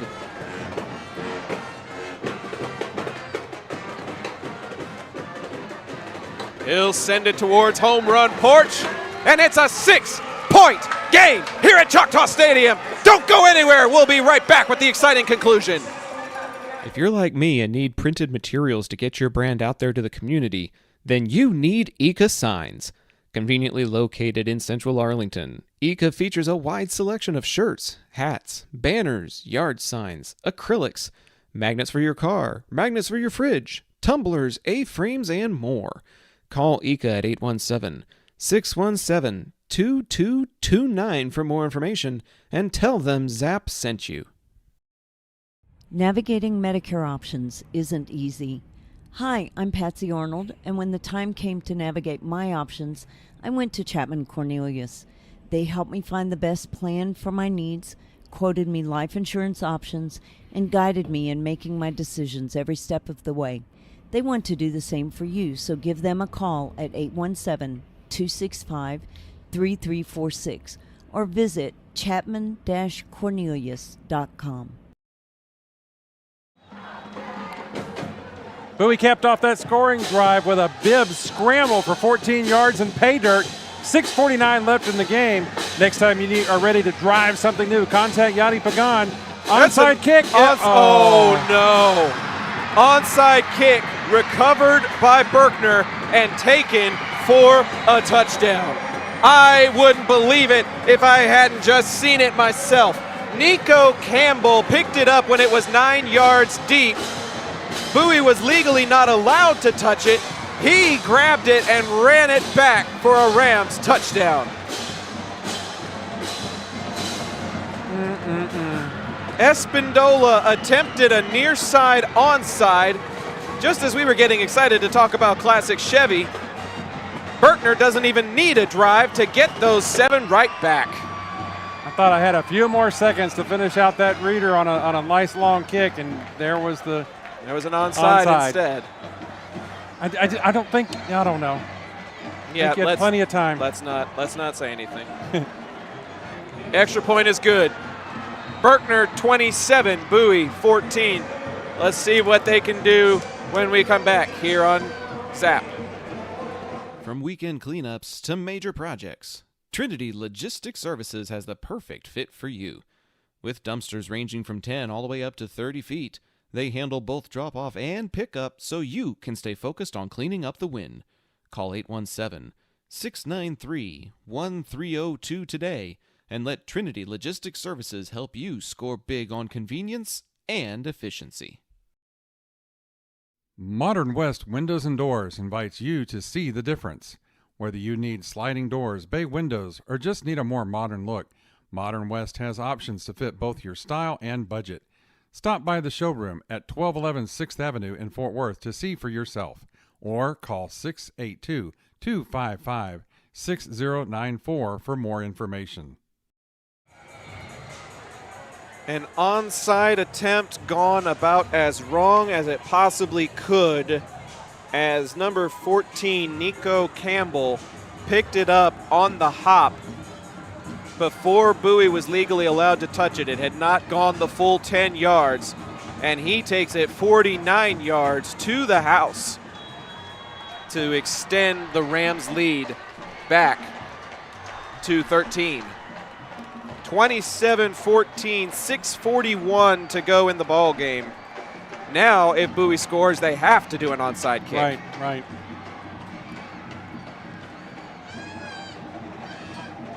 Fielded at the 10. Bowie's going to bring this one out to the 30-yard line and then popped at the 32. And now the drive continues to push across the 35. The referees surprisingly did not stop forward momentum, and Bowie will get it at the 38-yard line with 6:29 to go. Yep. Max Nichols just kept pushing the pile, churning his feet, so the referees never blew the whistle on that, and it gave Bowie a few more yards to better this starting position on this drive. And how big was that Jaden Bibbs interception? If they had been able to cap that off with a scoring drive, maybe they don't consider the onside kick at that other juncture. Let's see if Bibbs can stay hot here. He was able to. Bowie has had the momentum on their side in this whole second half. Aside from the that was a fluke. That was a fluke. Aside from the obvious. Yeah, that was. 2 to the left, 1 to the right. Bibbs back to pass. Looking right. He's going to take off and run. Nobody spied on Bibbs, and he's going to get across midfield, and he's out of bounds at the Berkner 42-yard line. That's a pickup of about 17. And all of a sudden, Bibbs is able to make those plays when his receivers are covered up. We did not see that in the first half, but we're seeing it here. We'll take it where we can get it. 6 minutes and 20 seconds remain here in the fourth. Mad Max still as quiet as ever on his lonely island to the right. 2 receivers to the left. Bibbs fakes the handoff, steps up in the pocket, loses the ball. That's a fumble. Ball is at the 45-yard line, and we await the results. Bowie kept it. miraculously somehow fell back on it. Ponder saving the day momentarily, but it is 2nd and 13, and the clock is rolling. I don't know how Ponder got that ball. It was There a miracle. were 3 Rams and 1 of him, and somehow he got it. It even looked like it bounced off one of the Rams' hands in that little scrum there. But Ponder comes up with it to save the day. Tennyson comes off, and Carson comes on, taking out the tight end for a wide receiver. Triangle of receivers to the right, 1 to the left. Bibbs looking right, stepping up, throwing right, over the top. He's got Carson, and he makes the catch at the 11. Darian Carson, first down, Bowie. Great laid out catch. I mean, he gave his all on that one and was able to keep the ball off the turf, cupped in his hands for a big first down. 5 minutes and 20 seconds. Bowie hurrying to the line. 2 receivers to the right, 2 to the left. Bibbs puts Ponder on his right hip, and Berkner doesn't like what they see, and they'll call a timeout with 5:15 to go. We'll take a short timeout with them and say hello to our friends at Local Legends and be right back. Looking for the most unique gift for your student or athlete? Local Legends Figures has you covered. The custom 6-inch figures are designed with you and your legend in mind. They even immortalize yours truly with a custom, never-before-used model to create a Zach the Voice figure for my 30th birthday. Huge thanks to our friends at Local Legends Figures. See pricing and place orders at locallegendsfigures.com. 1st and 10 at the 11 for Bowie. 5:15 to go in the game. That's still a lot of high school football that could remain here, Pops. Yeah, we've got Berkner's got 1 timeout on the board. Bowie's got all 3 of their timeouts. So, yeah, we've got a lot of action to go here in the 4th quarter. Tell your friends, tell your family, tell your neighbors. Tune in to the exciting finish of this by-district action here. The winner faces Prosper next week after Prosper took down Hebron in last night's by-district action. Bibbs with 2 receivers and 2 tight ends. Looking to his left, coming back across the middle. Now flushed out of the pocket, rolling to his right, trying to extend the play. He's got Ferguson at the 1. Threading the needle, they're going to give him the 2. It's going to be maybe a first down, maybe a 3rd down and 1, but it's very, very close. 5:05 to go here in the 4th quarter. They're saying the line to gain is the 1, so it's 3rd down and 1. Jumbo package coming out for the Volunteers now. Powa Gofi, the leading blocker fullback. It's going to be Bibbs on the keeper. He's going to the left, and Jaden Bibbs has the goal line. Touchdown, Volunteers! It's the Jaden Bibbs show in this 4th quarter. And with 5:01 to go in the 4th, Bowie's an extra point away from being back down by 6. Bibbs has put this team on his back, and so far he's carrying it well. Osunde Brown, the holder for Leo Espindola.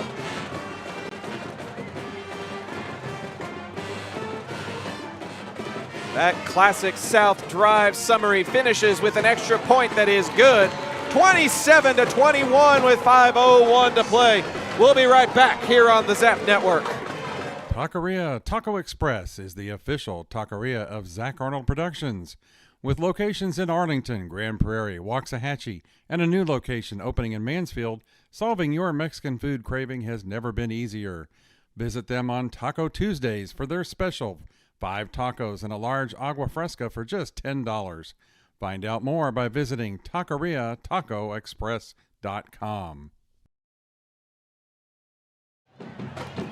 Back to live action here at Choctaw Stadium alongside my Pops Doug. I'm Zach Arnold. We've been bringing you Bowie football all season long. And Pops, this has got to be one of the more thrilling games that we have covered. Well, it's another one of those situations where Bowie is not going away.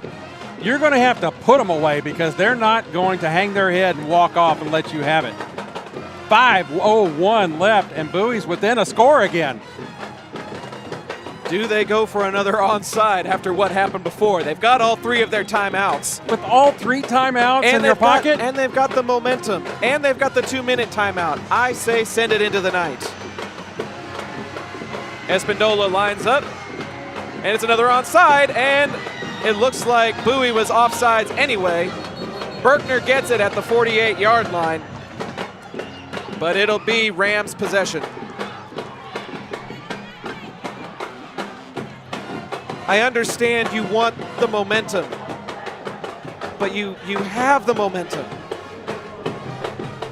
Under 5 minutes to go here in regulation. You have the momentum, but your defense is amped up because your offense has got the momentum. The defense is going to have to go out there and show out again here with the ball already in Bowie territory. They need a big stop. Berkner recovered it at the 47. But the offsides results in a 5-yard penalty, so it'll be in Bowie territory at the Volunteer 48. Bowie has all 3 of their timeouts, plus the 2-minute timeout.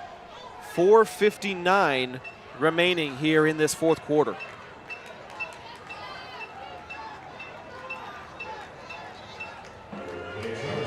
Daquan Dunn and company back out.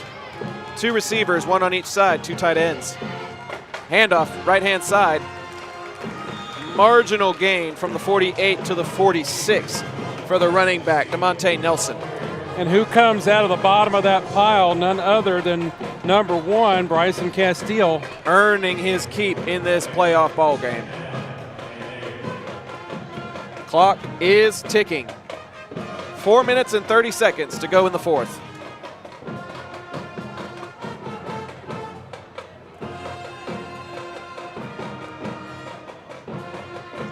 Two, 3 receivers to the left-hand side, nobody to the right for Dunn.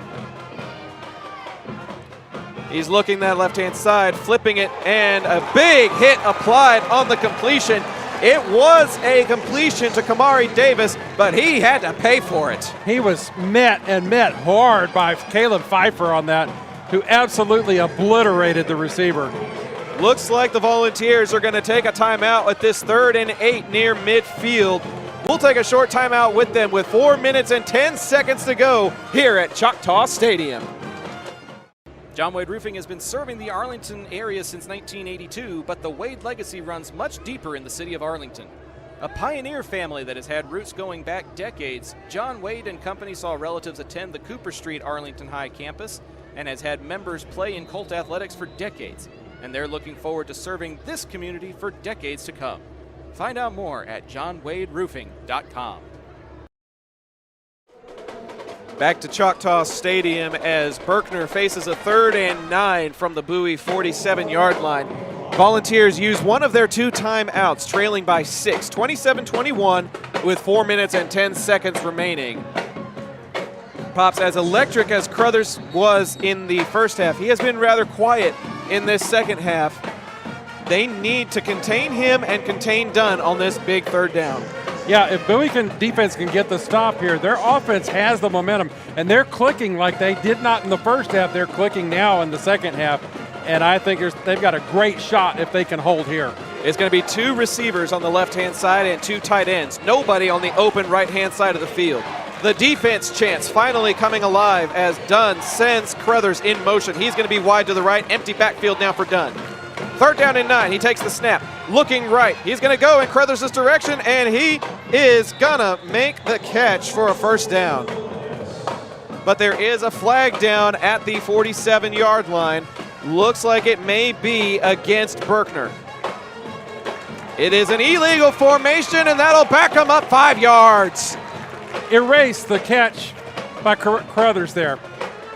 So now instead of a 1st down or a 3rd and 9, it's a 3rd and 14 back in your own territory. It's going to go back to the 48-yard line of Berkner. 4 minutes remaining. 4 minutes remaining here at Choctaw Stadium. 3rd down and long for Berkner. They've got a wide receiver split wide to the left. They've got 3 split wide to the right. In the backfield is DeMonte Nelson with Dunn. Now he goes in motion. Dunn looking left, directing traffic, fires it deep. He's got a man, and it's caught inside the 15. A touch pass that lands perfectly into the breadbasket of Kamari Davis, and Berkner has it in the red zone. How disappointing is that? Absolutely deflating. All the way down to the 14-yard line. Berkner making the plays when they need it most. Fans below us in the stands with their hands on their heads in disbelief. Clock continues to roll as we approach 3 minutes to go here in the fourth quarter. 1st and 10 for Berkner at the 14. Handoff up the middle. Goes to about the 12-yard line. Coach Sam is standing at the 20. Yet he has 2 remaining. Berkner will have to get one more play off before the 2-minute timeout. But they're in field goal range. Even a field goal makes this a 2-possession ball game. Yeah. 2nd down and 8. The Rams content to milk as much of the clock off as possible as we go under 15 on the play clock. And they just now take the line of scrimmage. 1 receiver left and right. 2 tight ends on the left-hand side. Pistol look for Dunn. And he will hand it off, and Bowie will get the tackle for loss. Guess who? Bryson Castile. And now Bowie will take a timeout with 2 minutes and 22 seconds remaining. We'll keep it here at Choctaw Stadium. We have officially paid all of the bills here. We don't need you to be hearing about John Wade Roofing or anything of that when we've got a heck of a ball game in front of us here, Pops. As much as we love our sponsors, we want to bring you every second of the exciting end of this ball game here as Bowie is still fighting to stay alive. It's going to be 3rd down and about 12. They are in field goal range, you would think. Haven't really seen their field goal kicker under pressure. Now, he did miss a PAT earlier in the game. He did, yeah. Alan Tran had an extra point blocked in the first quarter, and that is why they don't have 28. They have 27. Berkner in the huddle on the far side. Bowie in the huddle on this near side. Coach Sam walking away. He said what he needs to say to his team to buckle down here. Ball resting just outside the 15-yard line. This 3rd down should be a passing down in most cases, but Berkner wants to force Bowie to use their timeouts or force the 2-minute timeout. 2:22 to go in the 4th. 1 receiver on each side, left and right, 2 tight ends. Dunn will hand it off up the middle. He's going to get stopped short of the line to gain. And will Bowie call their final timeout? Not yet. Doesn't look like it. They're going to let it go down to They will let it go to the timeout. 2-minute timeout. They will let those final 22 seconds come off of the clock. And it will be 4th down when we come back from the 2-minute timeout here at Choctaw Stadium. Navigating Medicare options isn't easy. Hi, I'm Patsy Arnold, and when the time came to navigate my options, I went to Chapman Cornelius. They helped me find the best plan for my needs, quoted me life insurance options, and guided me in making my decisions every step of the way. They want to do the same for you, so give them a call at 817-265-3346 or visit chapman-cornelius.com. Hey, this is John Wade Jr., Colt Football 97, class of 98. And the next time you have a roofing issue, be sure and call Arlington's favorite roofer, John Wade Roofing. Look us up on the internet at johnwaderoofing.com. Back to Choctaw Stadium, and it will indeed be the field goal kicker. Number 16, Alan Tran, who has had an extra point blocked, is coming on for a 30-yard field goal attempt. Good snap, good hold, and a good kick. 1:57 to go. Berkner makes it a 9-point game. The Rams 30, the Volunteers 21. They're going to get the ball, and they have a timeout. But they're 0 for 2 on their onside kick attempts. Even if they get a score, it's an uphill battle for this final minute 57. You'd have to get a score and get it real quick as there's only a minute 57 left to go in the ball game.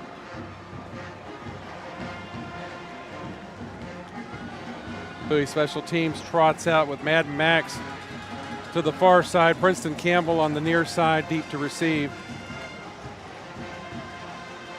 Mad Max for sure received that last kickoff and did his best to weave his way up the field. You can never tell what can happen in Texas high school football. He could break one. We've seen it before.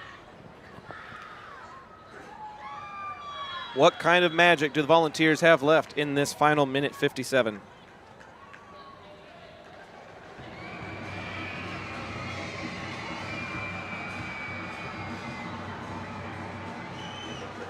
Kick is away. It's going to be fielded inside the 5. That's Mad Max. Stutters away from one defender, but not the second, and he gets brought down at the 19-yard line. Bowie will have to go 89 yards, or they can try to kick a field goal if they get in Espindola's field goal range, and then onside kick for a chance at getting it and then go for the touchdown. Yeah, one timeout in their pocket, 1:51 left to go here in the fourth quarter. Fans, the last commercial that we played was from our friend John Wade Jr. Regardless of the outcome of this game, we encourage you to stay tuned for the post-game show presented by John Wade Roofing. The chat has been very active in bringing us updates from around District 8-6A, but we will try to get as many final scores during the post-game show as we can. This is going to be a backwards pass, trick play, looking for Osunde Brown, and it gets batted away at the 45. And the quarterback for Berkner is the one that makes the play on the defense. Of course it is. That kid's a special player. Daquan Dunn with the deflection, getting it away from Osunde Brown. Bowie going deep into their playbook with a backwards pass and then a wide receiver toss from about the 10-yard line, and could not get it to Osunde Brown. It'll be second down and 10 from the 19.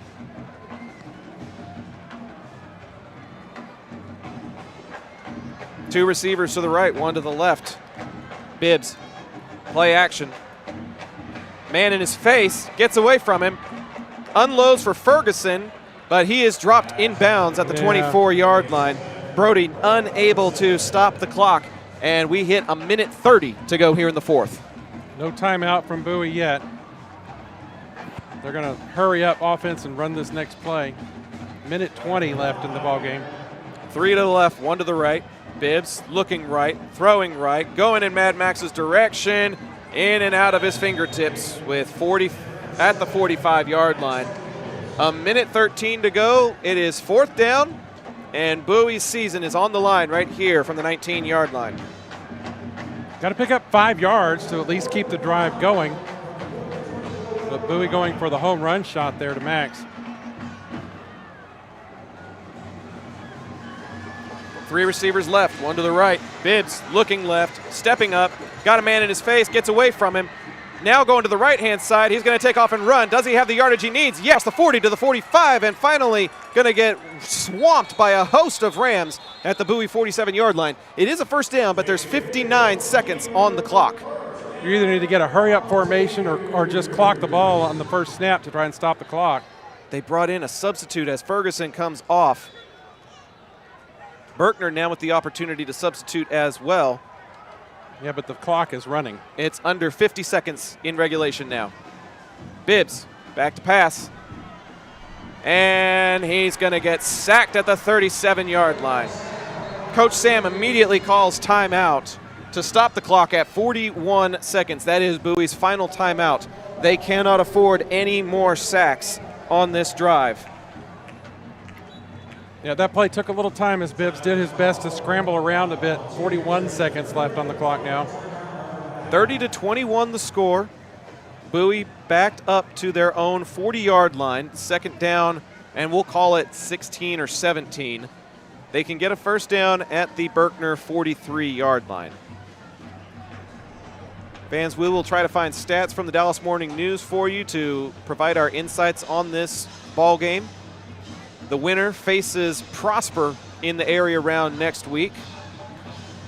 And from what I've seen, Pops, it could possibly be a stout Berkner defense against an electric Hebron offense that put up 66 points. Correction, Prosper offense put up 66 against Hebron. Eight touchdowns from Prosper's quarterback in that by-district round last night. Second and long as we come out of that final timeout for the Volunteers. 3 down linemen defensively for Berkner as they will do a flea flicker, and Bibbs is under pressure back at the 30, and he's just going to have to get rid of it. It's a completion across midfield, though. Get out of bounds. Get out of bounds, young man. And that is exactly what Ponder does as he picks it up all the way down to the 34-yard line. 28 seconds are on the clock, though. I feel like an armchair quarterback up here. Get out of bounds, young man. Get out. I feel like an Aggie fan. Are the Volunteers going to just run out of time? Yeah, with so few seconds left, but they're driving. And no timeouts. 4 receivers with the ball on the near hash. 3 to the left, 1 to the right. Ponder to Bibbs' right. He'll take it, dropping back, stepping up, and he's under pressure. He's got to throw it away, and he just lobs it into the air, but he may get called for intentional grounding, as that one, I don't think, got back to the original line of scrimmage. Are they going to say that there was a receiver in the area? Referee is signaling incomplete, and with 22 seconds left, Jaden Bibbs' floppy arm saves Bowie's season for another 22 ticks.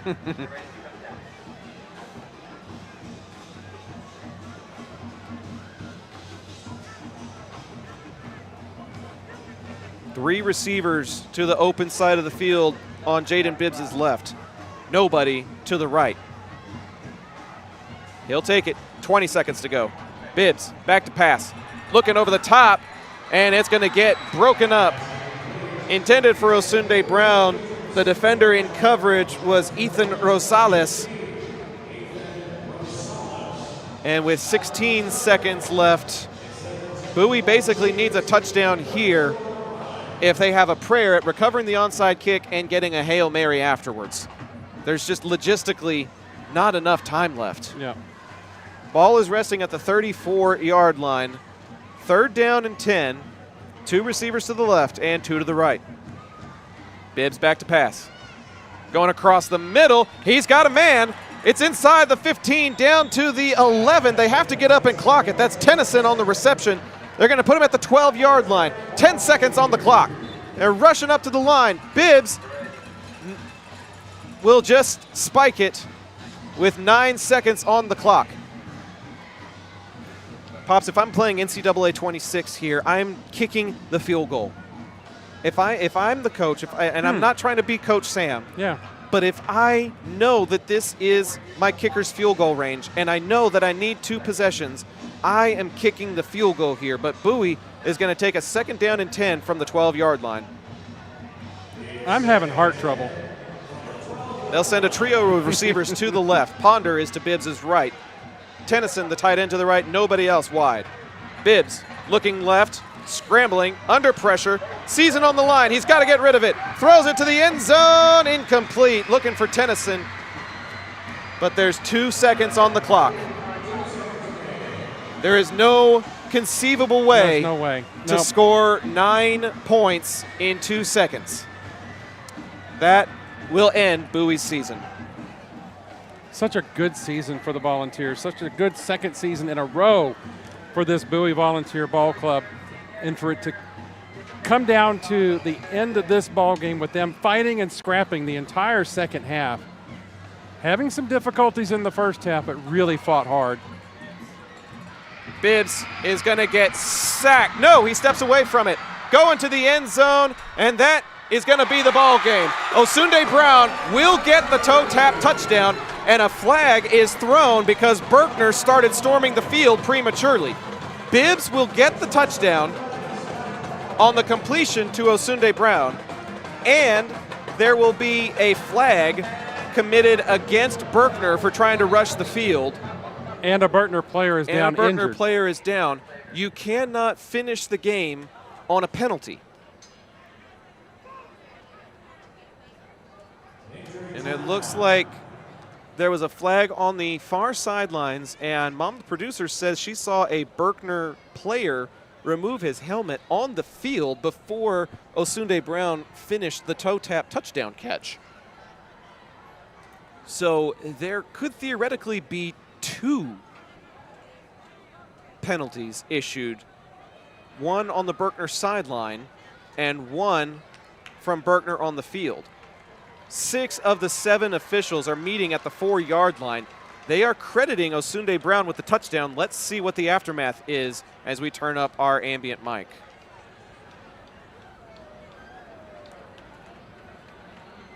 Coaching staff looking for an explanation all the way out in the center of the field.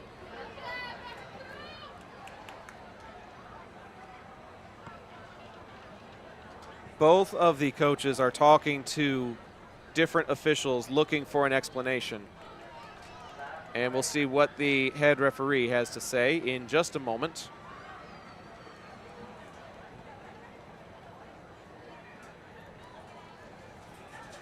Here we go.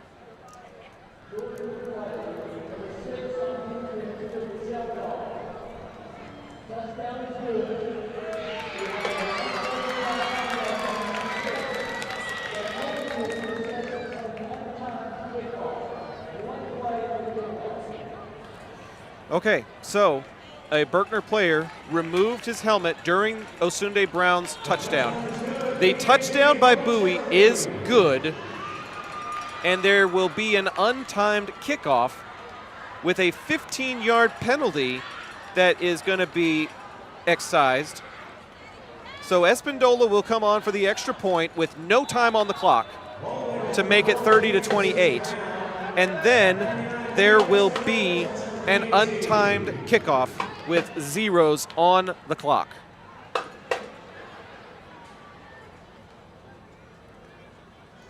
Espindola's kick is good. And the score is Berkner 30, Bowie 28.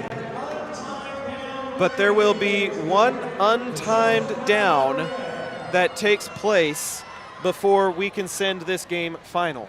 Pops, I don't think I've ever seen anything like this before.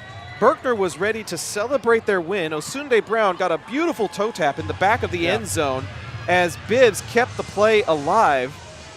And Bowie's season stays alive for at least one more untimed kickoff. But I don't think if you recover the onside that you're allowed to advance the ball. Therefore, the play would be over even if you're able to recover the onside. Yeah, it's one of those plays where you've seen the replay on college football game day where the team just keeps tossing the ball around the field backwards and forwards and trying to get it down the field. It's got to be run back from the kickoff. But I don't think you're allowed to do that. I don't think. No, and if it's a straight up kickoff, then if it's a live ball. If it's a live ball and you just run it all the way to the end zone, that's the only hope. So the ball will go to the 45-yard line of Berkner, and they will have to onside it towards the 35 as Espindola gets ready to send it away for the Volunteers.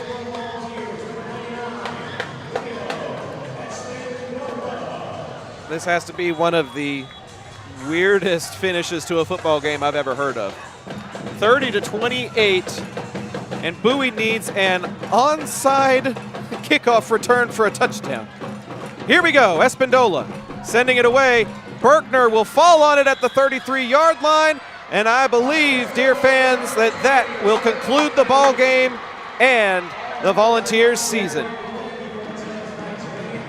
Final score from Choctaw Stadium, Berkner 30 and Bowie 28. Welcome into our broadcast area, everybody. As unfortunate as it is to say this, the football season has indeed come to a close for the Bowie Volunteers, for the Arlington Colts, another team that we cover. And unless South Grand Prairie can pull it out against Lake Highlands, that may be it for the entirety of District 8-6A, Pops. What is the ECA Signs scoreboard report looking like right now? Yeah, most of the teams in 8-6A got obliterated tonight. Lamar at Jesuit 65, Lamar 41, so Lamar is out. At Richardson High School, Richardson High 35, Haltom 7, Haltom's out. The game over at the Gopher Warrior Bowl is very, very close with 1 minute and 4 seconds left, according to Dave Campbell, Texas High School Football. Lake Highlands 43, South Grand Prairie 36. The entirety of 8-6A may be headed home unless South Grand Prairie can do something. But, you know, there were certain moments in this game that were momentum shifters.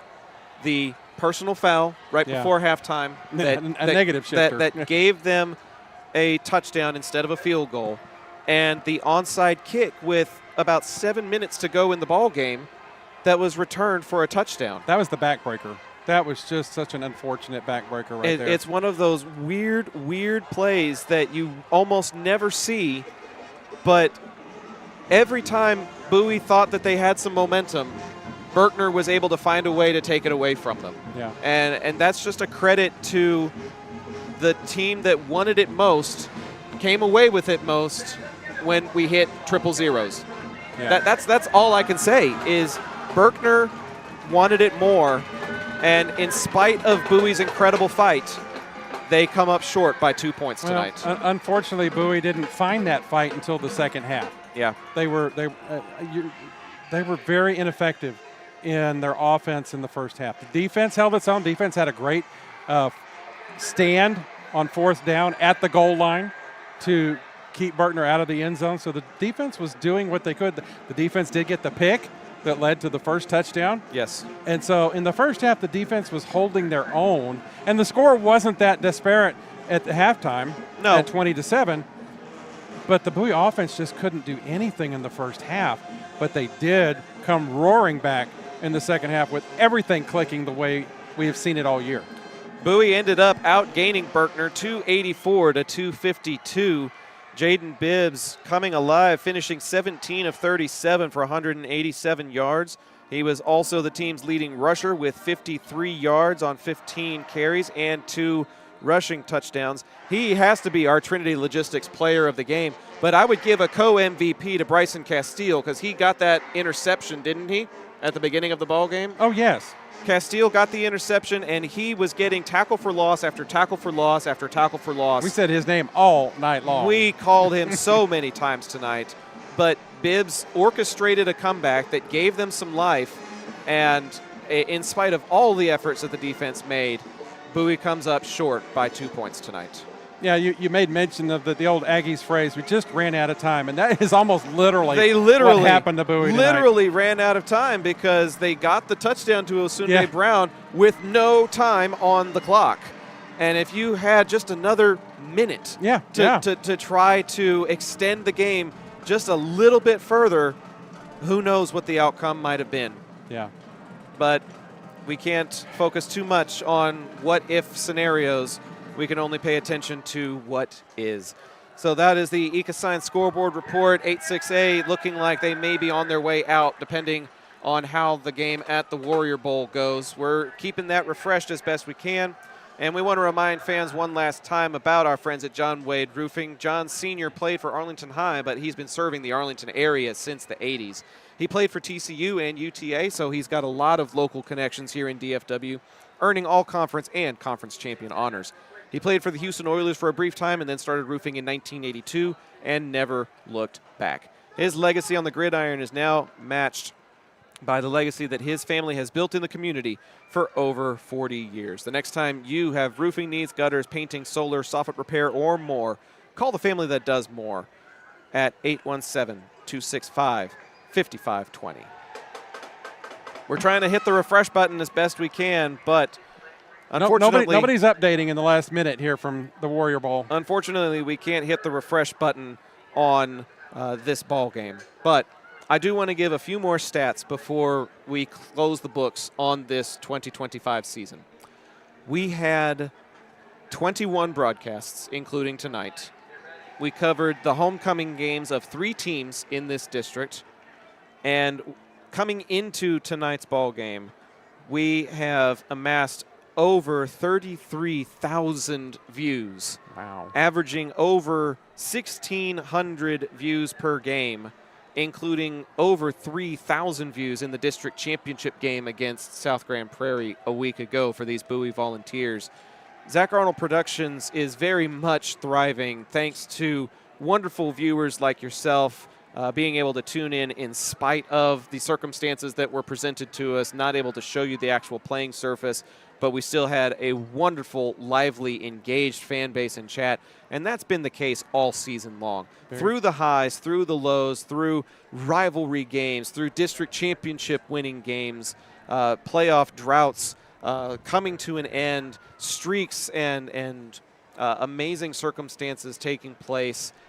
You all have been there through it all, and we cannot thank you enough for your support this year. Yeah, very loyal fan base. Even when Bowie was playing on the local television station. Yeah. We still had one of our highest turnouts ever. We have a very loyal fan base. And, you know, like you said, the future's looking great for Zach Arnold Productions to keep growing and keep bringing you great high school action here from the Arlington ISD. And you know, the growth that we saw this year, being able to bring you all the regular season games on video and adding interns from our local colleges around the area here. And, boy, it's just been a great season for Zach Arnold Productions. And we just looked, because of our great fan base and because of our great sponsors, we just look forward to continue growth in the future. It's been a real honor to bring you all these football games this year. One more shout out to our friends at places like John Wade Roofing, Ecos Signs, Chapman Cornelius, Modern West, Trinity Logistics, Romy Pools, 1836 Home Inspections, Taqueria Taco Express, Classic Chevy, Modern West. There's so many amazing people that help make this possible.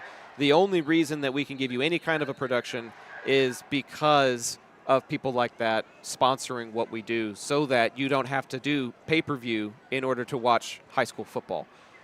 We have a goal to make it free to the consumer so that you can continue to support these young men and their endeavors. There are a lot of players that are going on to the next level. There are a lot of seniors that are graduating. Arlington High, the other team that we cover, has their largest senior class graduating, and they didn't even get to make it to the postseason, but they had some amazing bought-in seniors. Bowie has some amazing bought-in seniors that are not going to be here next season, and we want to give them the honor that is due as well.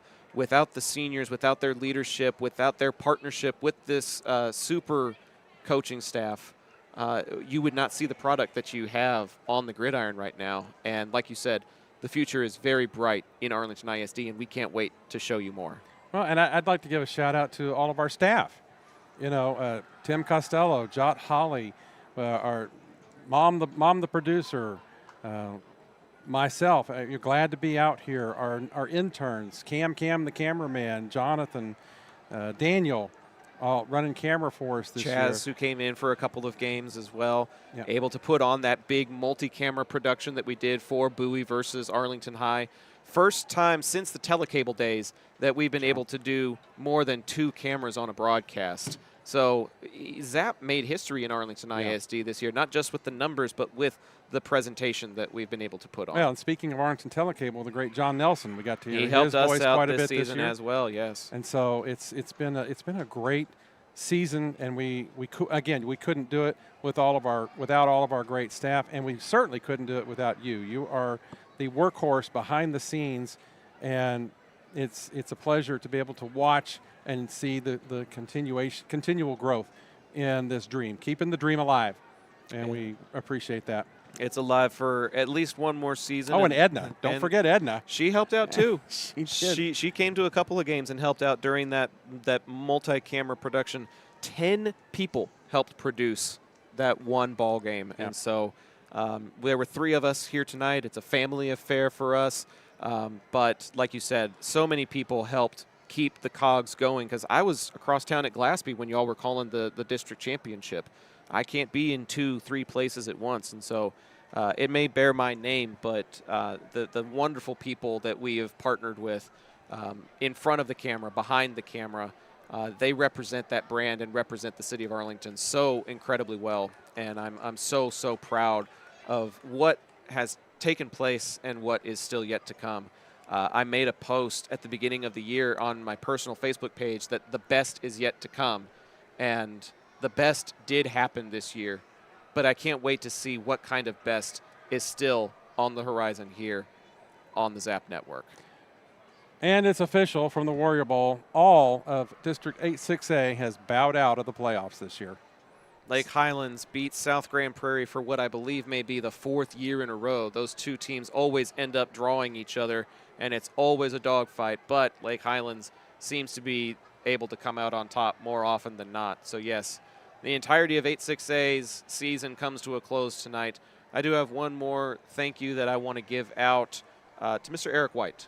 Without his permission as the district athletic director, we would not be able to provide the coverage that we do. And he has been very gracious in granting us access for what is going on 6 full seasons now. We started this in 2019, and as we wrap the 2025 season, this 6-year venture would not have been possible without him and the blessing of the district administrators and the coaching staff like Coach Peach and, of course, Coach Sam. So thank you to the coaches, thank you to Coach White, and thank you to Arlington for taking us into your homes, putting us on your TV sets, and letting us be a part of the Arlington community and culture for one more season.